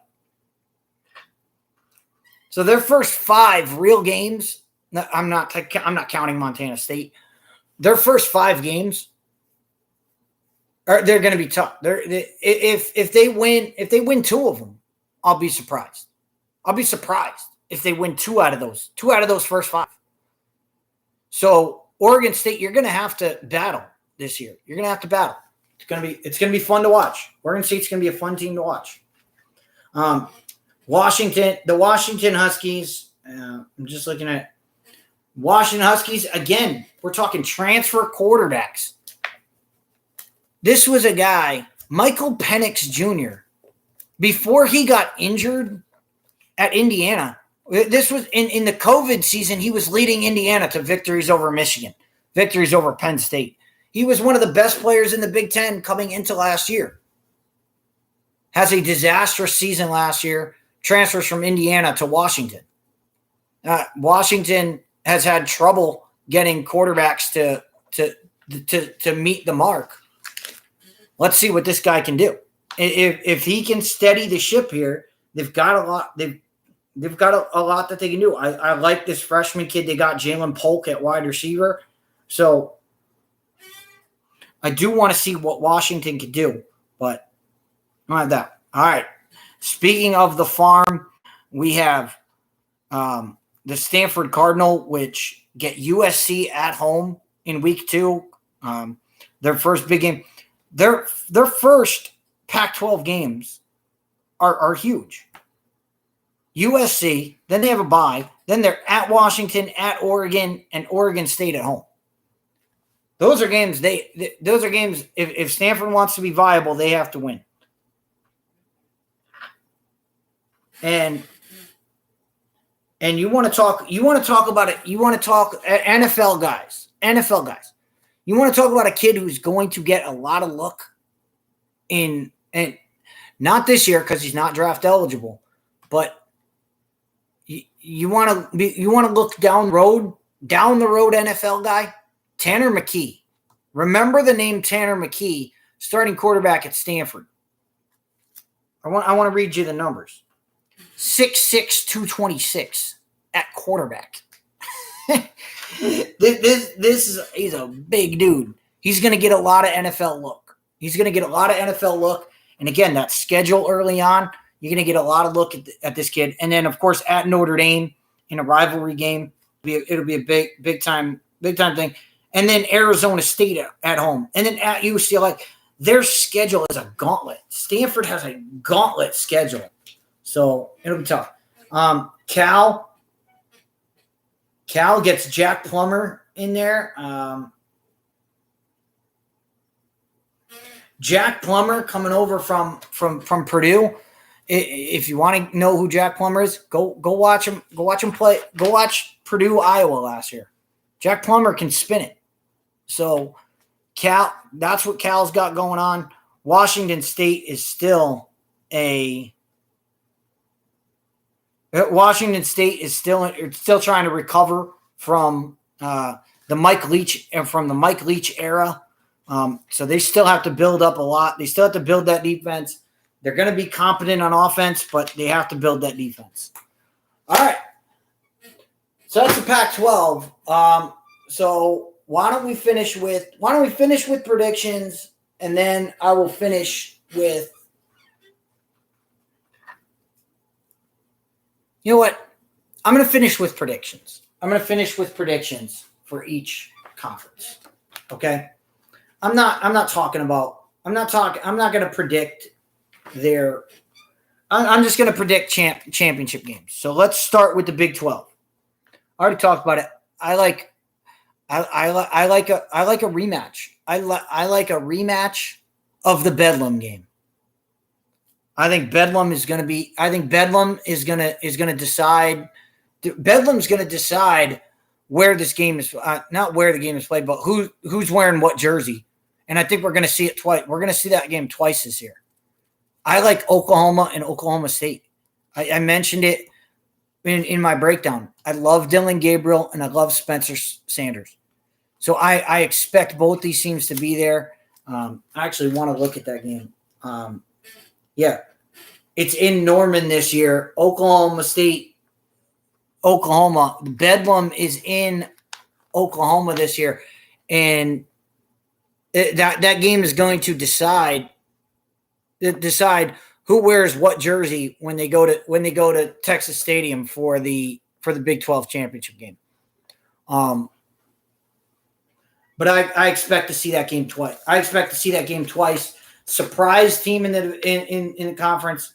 I seem to always say this about this team. Kansas State is always my surprise team in this conference. But the fact that they have Adrian Martinez, I don't believe in it. I don't believe in them. I don't believe in Kansas State. I don't believe in Adrian Martinez. I just don't.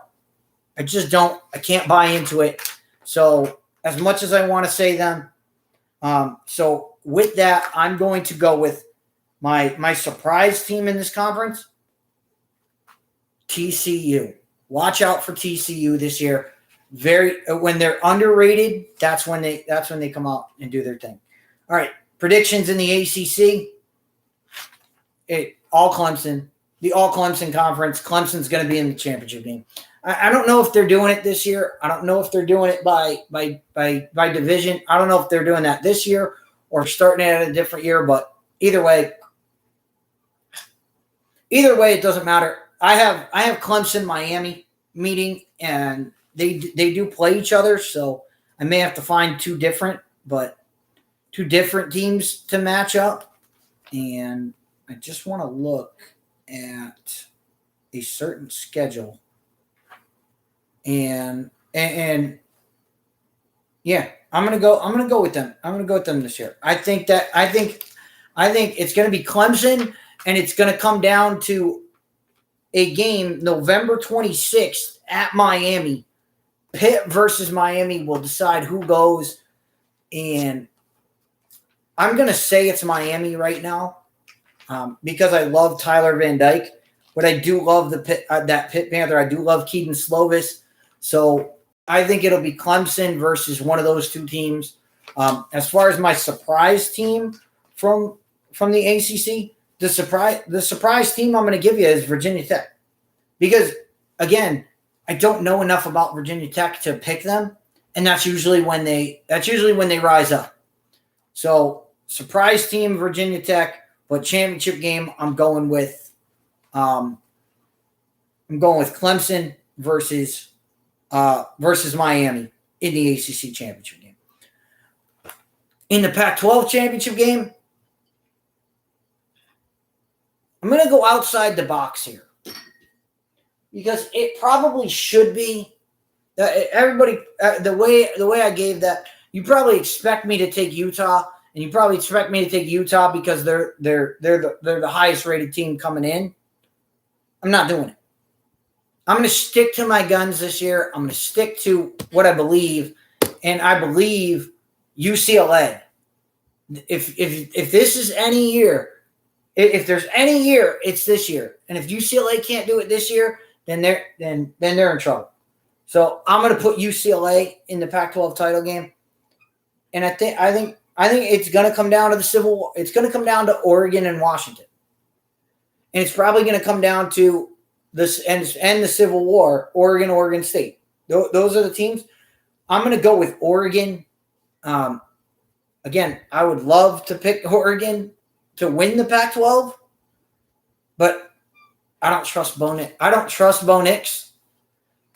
So I'm going UCLA versus Oregon in the championship game, and I'm going with I'm going with UCLA on the other side.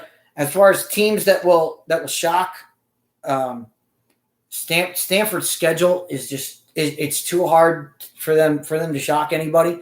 So as far as the surprise team is really no surprise. If you know me, you know the team I'm rooting for. It's Herm Edwards. I love Herm Edwards and Arizona State. Watch out for the Sun Devils this year as a surprise team in the Pac-12. So that's it. That's the list. I know I teased a lot about She-Hulk. I'm actually going to do a full She-Hulk video at some point. I'm going to break down the episode. Look, I'll just say this about She-Hulk. She-Hulk is a disaster. She-Hulk is proof that the MCU is just out of control. We only have 10 minutes left in the show, so I'm not going to get into it all. I'm going to save that for a later video and probably do a later breakdown of She-Hulk. And I have to break down the MCU as a whole. But seriously, what are we doing? Why are they hiring people that don't know the characters? Why are they hiring people that don't know, that don't care enough to research the characters? Why are they hiring people that want to change the history of the MCU? The MCU is built on 27 shows and movies that have built us up to this point. Why tear that all down? I don't understand why Phase 4 had to destroy the entire buildup. Instead of building off the Infinity Gauntlet, instead of building off of that, what they've done with every single thing outside of Spider-Man, outside of No Way Home, every single MCU show and movie has tried to diminish what we previously knew about all these guys, all the guys we grew up with. I mean, I'll talk about She-Hulk. She-Hulk tries to destroy Captain America. They try to destroy the Hulk. Why? Thor: Love and Thunder decides to destroy Thor. Why? Ironheart's coming out. I'm sure they're going to destroy. I'm sure they're going to try to destroy Iron Man. The MCU was built on Iron Man, Hulk, Thor, and Captain America. That's how you built your audience up. So why did you do it? And this goes back to what I was talking about before. This ties into my opening about college football. This ties into where we are in everything. And this is what I'm going to leave you with tonight. I'm going to leave you with a thought. Entertainment, which sports is entertainment. Oh, we have, looks like somebody trying to get in, somebody hiding their number. So let's see what we got. Hey, how you doing? Fifth Down Sports Show. What's up, man? What's going on, brother? Yeah, what's going on with you, man? Not much. Nas in Atlanta, Oh, man. Nas, what's going on? The number literally came across as 111111111. So I was like, okay. I called him from Skype. That's why, because it's a Skype call. Nas, what's up, man? We're getting down and dirty on college football. No, not much, man. Yeah, I listened to you on college football, then I had to step away for a minute, and I just came back. I said, let me go ahead and call in and say what's up to him. But, yeah, man, you covered it well, man. This is going to be an exciting year. We're in the midst of the change, and pretty soon we're going to get our super conferences. So it is what it is, right? I mean, I could talk about SuperCon, and I have all summer. All summer, I've talked about SuperCon. Super conferences are going to be the death of college football. Like, and just to reiterate my point on this, college football is better when we have smaller conferences and everybody plays each other. I just want everybody to play each other in the regular season. That's all I want. You're in Georgia. You're in Georgia, so you understand this. The last time Georgia and Alabama played a regular season game was nearly a decade ago. And they play in the same conference. And they haven't played a regular season game since 2013. That doesn't make any sense. That doesn't make any sense. And I hate it. Well, I mean, if you're making a schedule, it makes sense for you. Hell, you don't want to sign those boys up. Yeah. But when the super conferences come in, 90 seconds, making games every week, I don't think the regular season is going to mean as much. I think the playoff is going to turn into what it's supposed to be, the most important part. It's going to be the playoff. And I think the super conferences are going to make their own playoff and tell the NCAA to go spit. I think that would be, and I've said this. I think it's a disaster. I think it's a disaster for college football because think about this. Think about this for a minute. If you expand the playoff, they want playoff expansion. And I understand that. I understand expanding the playoff. But if you expand the playoff to 8 teams, even if you expand it to 8 teams and you take last year's sequence, you would have 3 teams in Ohio State, Texas A&M, and Notre Dame all make the playoff without even playing in their conference championship game. So what's the point? What's the point of having a conference championship game if teams that don't even play in it are going to make it? No, that's the point. That's the point. The conference championship games won't matter anymore. It's going to be more based on conference. But remember, the biggest thing in this realignment, the 2 biggest things are going to be TV markets and fans that travel. That's going to determine your importance as far as the super conferences are concerned. And that's Can you bring in the numbers as far as viewership and do your fans travel games? And if they do, then you're going to be one of the blue bloods. And the old order is going to be out of the window, man. I don't know, man. That's why I said that. This is what they're going to do. That's why I have said, even if you want to make it if you want to make all these big conferences, that's fine. If you want to be a conference, that's fine. Just make it division. Just split into divisions, and you don't have to have a conference champion. Just have a division champion. Make the entire season a playoff. If you cap every division at 10 teams, you can have 20 teams in a conference, 10 in each division, and guess what? 9 games. You have 9 games to figure it out, and whoever has the best record wins the division and goes and takes the spot in the playoff. That's the way to do it. Now, conferences will never sign up for that because they want a conference champion. They want that conference championship game money. But you have to sell the conferences on your conference championship is going to be meaningless. Nobody's going to want to watch. I mean, Alabama, Nick Saban's not stupid. He's not stupid. He's not going to be like, wait, we're going to go play Georgia in a meaningless game that even if we lose, we're still in. We're still in the playoff. Even if we lose, why am I going to send my best players out just to get hurt or just to give Georgia a chance to run at them? Why would I do that? I'm going to sit everybody. I'm going to treat it like an NFL preseason game. Our guys will play the first drive and get the hell out of Dodge without getting hurt. That's what a championship game is going to that's what championship games are going to become. And that's a disaster for college football. we'll see, man.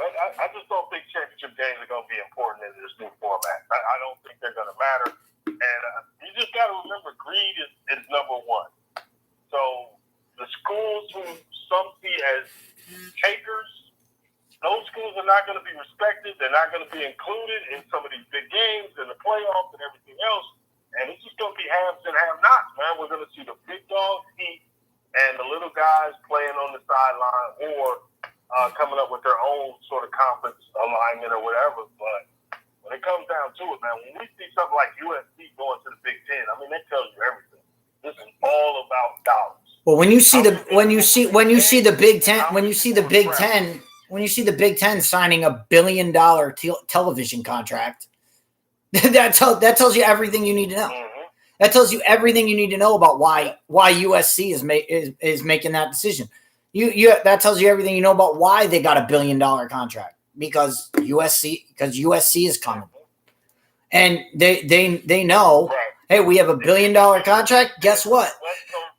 We just brought USC in. They know. Everybody knows what that means.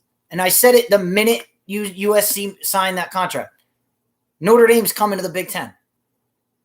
And you're going to get that's why they got $1 billion television contract, because when this kicks in, Notre Dame is going to jump ship, and then the Big Ten is going to be the dominant conference. Well, the ACC is going to have something to say about that because they're going to have some big dogs over there too. But think about this, man. There's going to be no business anymore. So when you have the Big Ten in California, in USC, that not only means you have USC as a participant, it also means that recruiting pipeline is opened up in a way that it never has been. And the idea of like old school, where you put a wall up, you keep everybody good in your state, and you recruit outside, that's over, man. Like the business concept, that's a done deal. The same thing with the SEC. Same thing with the SEC. Same thing with the SEC that's why they brought Texas in. That's why they're bringing Texas in a couple years. I mean, they already had it with Texas A&M, but let's not kid ourselves. Texas is dominated by the Longhorns. Texas is dominated by the Longhorns as far as recruiting goes. And now that opens Texas, Texas is open to all these other SEC schools. So we know what it is. Everybody that follows college football knows what this is about. This is that it's not about, and it's what I was just getting to and just referring to. And this isn't about fans of college football.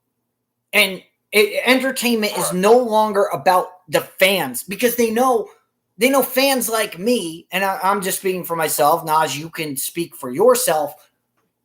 And that's why we love having you on the show, because you do speak for yourself. But I'm going to speak for me and the kind of fan that I am. The NCAA knows they know I'm going to watch college football. They know I'm going to watch college football, and they don't care about me. They don't care about keeping my interest. Their goal is to expand to get more interest. They want to bring more people in. They want to bring people that don't watch college football in. Well, they're not going to do that by playing college football the way I want to see it played, the way I want it to be. No, they know people are driven by the big games. So they just want to have big teams, the big games. The problem is. Well, hold on. Let me get in on that analogy, though. Yeah, go ahead. The perfect analogy for this is the Atlanta Braves. So the Atlanta Braves were downtown Atlanta. They were flagship franchise of the city of Atlanta. But they found out they were always going to be second fiddle to the Falcons and UGA to a certain extent. So they decided to operate as a mom and pop, and they would go where the majority of their fans were. So they moved to Cobb County, and it's a little harder to get there. You're probably not kicking off as much walk-up traffic and everything else that you enjoy in Atlanta, but your season ticket holders and the people who love you are right there. So that's where you're going. Now, college football, like you just described, is the exact opposite. Well, they know they got me and you. Me and you are going to watch regardless. It doesn't matter. But that housewife and that teenage daughter who's about to go off to college, they want them to have a rooting interest, and they are competing for their attention. Like that's what college football is doing. And I hate to say this, and I think you're right that the product is going to be lessened, but they're going to be right monetarily because this is going to work. That's the sad part about it. It's going to work. Oh, monetarily, monetarily everything is gonna flow. And you're absolutely right with all of what you said, and what you said about the Braves is absolutely true. What I'm saying is, what's going to happen is you're going to get these big games that draw in big numbers that everybody comes to see. The problem is when that game's over. When that game, and pick any game, and my point to this would be this season, first game, Ohio State versus Notre Dame. If you rewound the clock to 10 years ago, and you said Ohio State's playing Notre Dame in a regular season game, it would be the biggest thing. It would be the biggest thing in college football. Everybody would have their eyes on it, and after the game, you would go, all right, one of those teams is going to play for the national title. Here's the thing. When Ohio State plays Notre Dame in a couple weeks, when that game's over, nobody cares. Nobody's going to care anymore. Nobody's going to care about the outcome of that game. The outcome of that game doesn't change anything about the regular season. So your game's going to draw a lot of eyes, but the impact is basically a non-impact. It's negligible. Right. Like Notre Dame would have to win going away for it to be the steam like you're talking about to become a national story and some kind of momentum for the year. But if Ohio State wins, people say, okay, same old Notre Dame, and what are you guys doing next week? Because there's no year-long expectations based on that. So I think you're dead on with that. And it's like get out of here. I gotta say this because go ahead, my brother. It's like my analogy from before. If you expand the playoff to 8 teams, and Ohio State would have gotten in last year with a loss, with their loss to Michigan, guess what? Michigan, Ohio State. And I'll say this, I don't care what anybody else says. The best rivalry college football has going for it. Michigan, Ohio State. If both teams are going to get in the playoff, who cares? Who cares who wins that game if both teams are going to make the playoff? No one cares anymore. Yeah, but if I put Herb Street on the set and they bring up the lore and I play some old clips, I can get you excited about it. But then the other part about it is, like, I don't know. I think you're doing a good job of explaining this, but people got to understand, man. They're saying they want 8. I think they want 12, and from 12 we go to 16. I think they want 6. I think they want 16. Deal with TV and get more money in the kitty, and they're going to slowly expand even more. So I think 8 is the floor. I think we get to 16, or you know what I mean, in our lifetime. I think they're always going to ratchet it up, and they always have these opt-outs in those contracts with the TV stations, and they're going to get even more money and change the deal and get a bigger playoff. I think that's what we're going to see. And I don't want to get this twisted. I don't want people to look at to listen to my rants on the playoff and say, "Oh, he's anti-expansion." I'm not anti-playoff expansion. I don't care. I don't care if you want to make it 64 teams. Go right ahead. I'm for a specific criteria to make the playoff. Do not, and this is the problem I have, is do not mess with the regular season. Keep the regular season important. Because if you have to, right? No, you're correct. If you tweak the playoffs, it means the regular season is devalued. There's no way of getting around that. But they're gonna tweak the playoffs, so they're gonna devalue the regular season.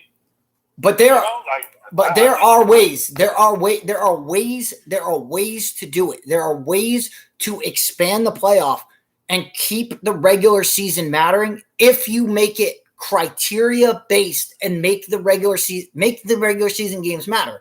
If you just keep it the way the system is now, where it's, well, we're going to go to committee and we're just going to pick the teams at random. If that's the way they're going to do it, then yes, you're absolutely right. The regular season will be completely diminished and nobody's going to care. And all anybody's going to care about is what those people think at the end of the year. However, if you work it out, if you have smart enough people in the room that are smart enough to look at college football and say, why is college football, and in my book, and this isn't everybody's, and why I love college football more than I love the NFL? I love it because of the regular season. I love it because the regular season, every game matters. If you take that away from college football, it just becomes the NFL. And guess what? NFL playoff is way better. It's way better. It's way better, way more popular. You're not going to be able to compete. So you need to keep what people in the room need to do is say, this is what makes us great. We need to keep this great and just make our playoff better. And the only way you do that is by criteria-based. You need to have a criteria. You need to say, all right, you need to play X amount of games. You need to play X amount of games against X amount of opponents. And you need to have this many wins. You need to have this many, there's a way to do it. And, I could keep it if I know you got to go. I know I got to go. But I could talk your ear off. I could talk your ear off about this for about 2 hours and give you the complex plan. But I'm just trying to keep it a little, so keep a little bit in the shadows. But that's what needs to happen. Before I get out of your way. Right. Give me a minute before I get out of your way. So I think me and you are correct on the regular season and everything else. The problem is some guy walks into the meeting room with an iPad and a flow chart, and his flow chart says where the money goes, and that's who they're going to listen to. They're not going to care about the product. Now, going to your Marvel point, when I came in, never forget, the MCU was started by the great Wesley Snipes and him buying Blade for a song because they didn't value the intellectual property in the way that they should have. And they were selling everything for cheap. Wesley buys Blade, makes the movie, and here we go. We get the MCU. Now, the two shows that are kind of controversial right now, which would be She-Hulk, and then the other show, I can't think of her name. Are you going Miss Marvel? Miss Marvel, yeah. Miss Marvel. I just came to the realization as I tried to watch the first episode of both shows, okay, this is not for my age group. This is for young people. They're trying to get young people interested in this in a different way. So they're bringing this on in this way. Like, I get it. I'm not going to watch, but I get it. I'll get the updates, and then I'll wait for the next big movie that's really going to matter.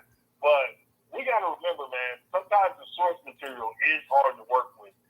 Not just because, as comic heads, we love this stuff, but just because sometimes things just don't translate well. You go look at Michael Mann talking about Transformers, where he was like, dude, I had to scrap so much of the original material because it just didn't hold up under scrutiny. Like, things didn't make sense based on past action, so he had to turn Transformers into something different. And we're going to see that with a lot of this stuff. And to be honest, when I was a kid and She-Hulk was on the stand, I never bought it. The only She-Hulk copies I ever got were because I bought something else and they gave me a She-Hulk for free. But I didn't seek it out or buy it because I didn't think it was an interesting character. And when you think about it, the gamma-fueled lawyer lady who can control her powers, even though Bruce Banner can't. Like, it makes no sense. Like, I'm just not a fan. So it is what it is. I'll wait for the next MCU property, proper property, I guess I'll say. And I get what you're saying. Well, that's exactly the point. That's exactly the point that I was making. And I love that you said. I love the way you said it. That Miss Marvel and She-Hulk. Yeah, they're not for you and I, who are the comic book fan, who are already MCU bought, already MCU bought in. The shows are not built. They're not made for us. They're not made for and I was just going to say this, they're not made for the critics that I've been watching on YouTube, the other YouTube critics that I've been watching. They're not made for us. These shows aren't made for us. Because they know, hey, these guys are already it. These guys are already going to watch. They're already going to pay attention. We're trying to get new fans. And what I was going to say, and what I'm going to say in my closing remarks here. And by the way, if you want to get updates on She-Hulk, I still haven't. I'm still trying to figure out how to do my episode reviews. So I have watched episodes 1 and 2. I can't figure out how to put my thoughts into words because it's actually that bad. It's that bad. But that what I was going to say is it's not built for us. It's built to bring in other people. Just like college football, the heads of college football are not building it around the college football fan. It's not, how can we make this better for the fans of college football? It's, how can we expand this to get other people under our tent? It's not, let's please the people inside our tent. It's, let's make our tent bigger. And all I'm saying is the bigger you make this tent,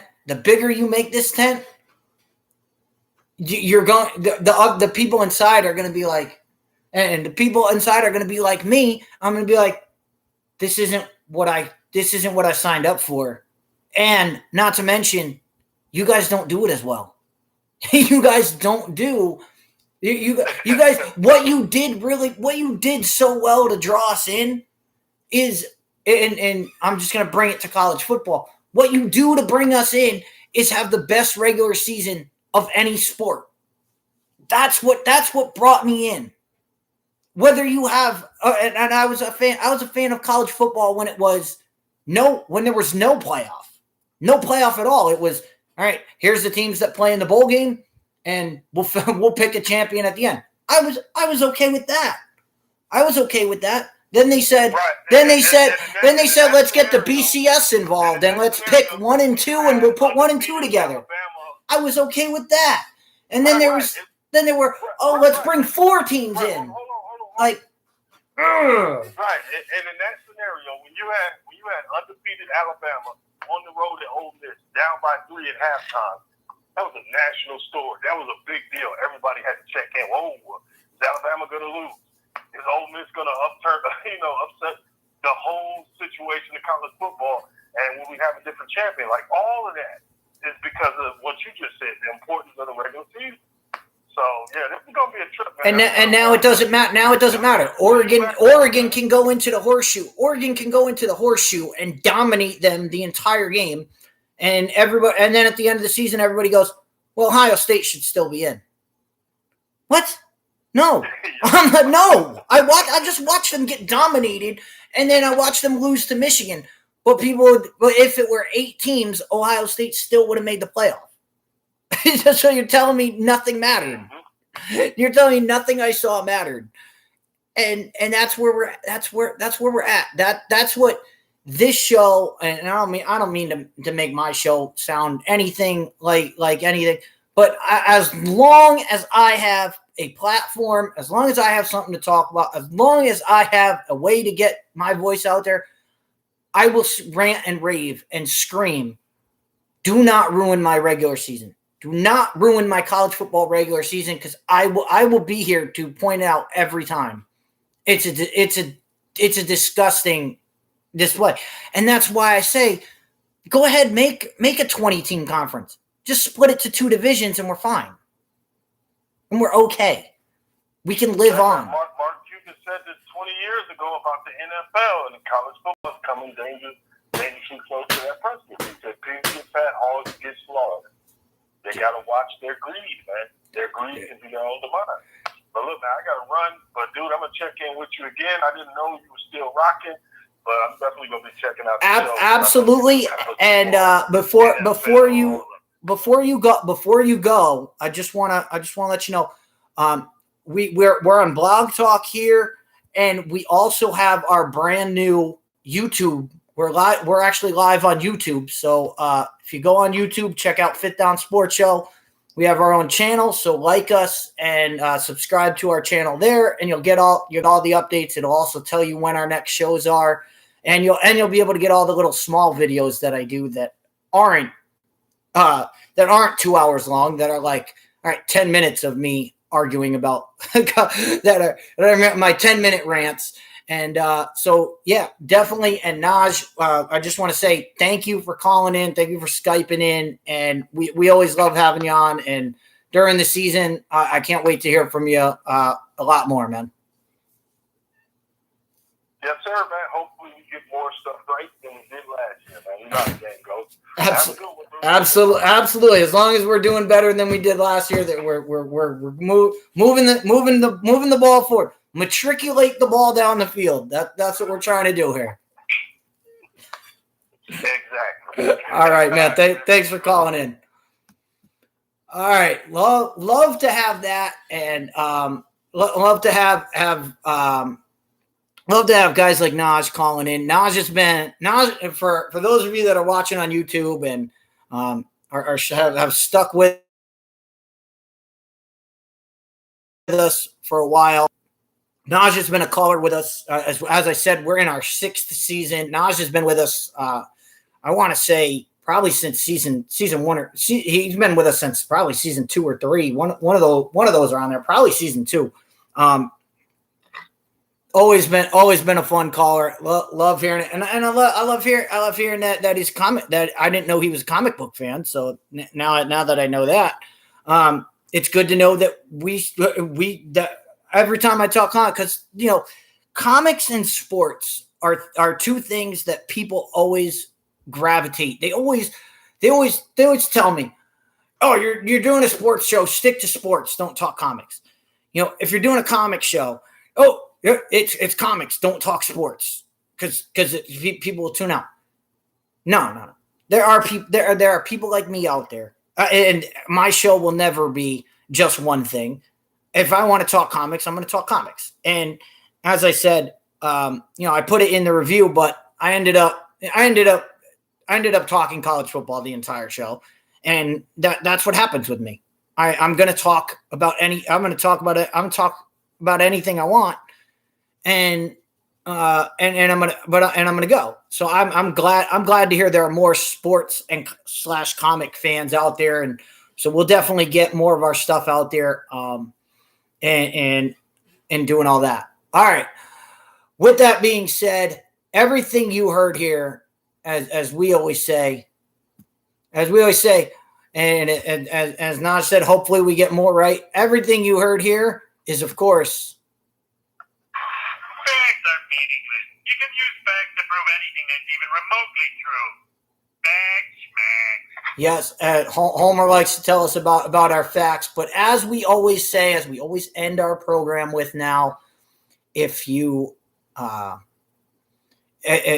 what you heard here, please like, share, send this show around, hashtag it, send it to anybody, send it to everybody. We don't care. We don't care where you play our show. We just want to get the information out there. We want to give people the chance to talk, to message with each other. So get out there, get after it. And as always, let me just say this.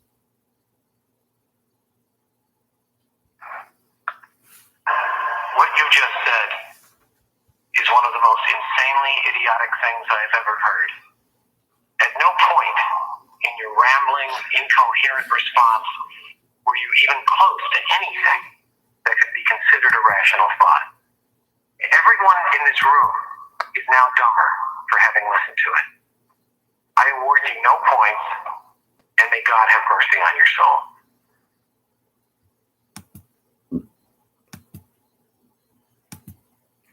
Thank you for using Blog Talk Radio. Goodbye.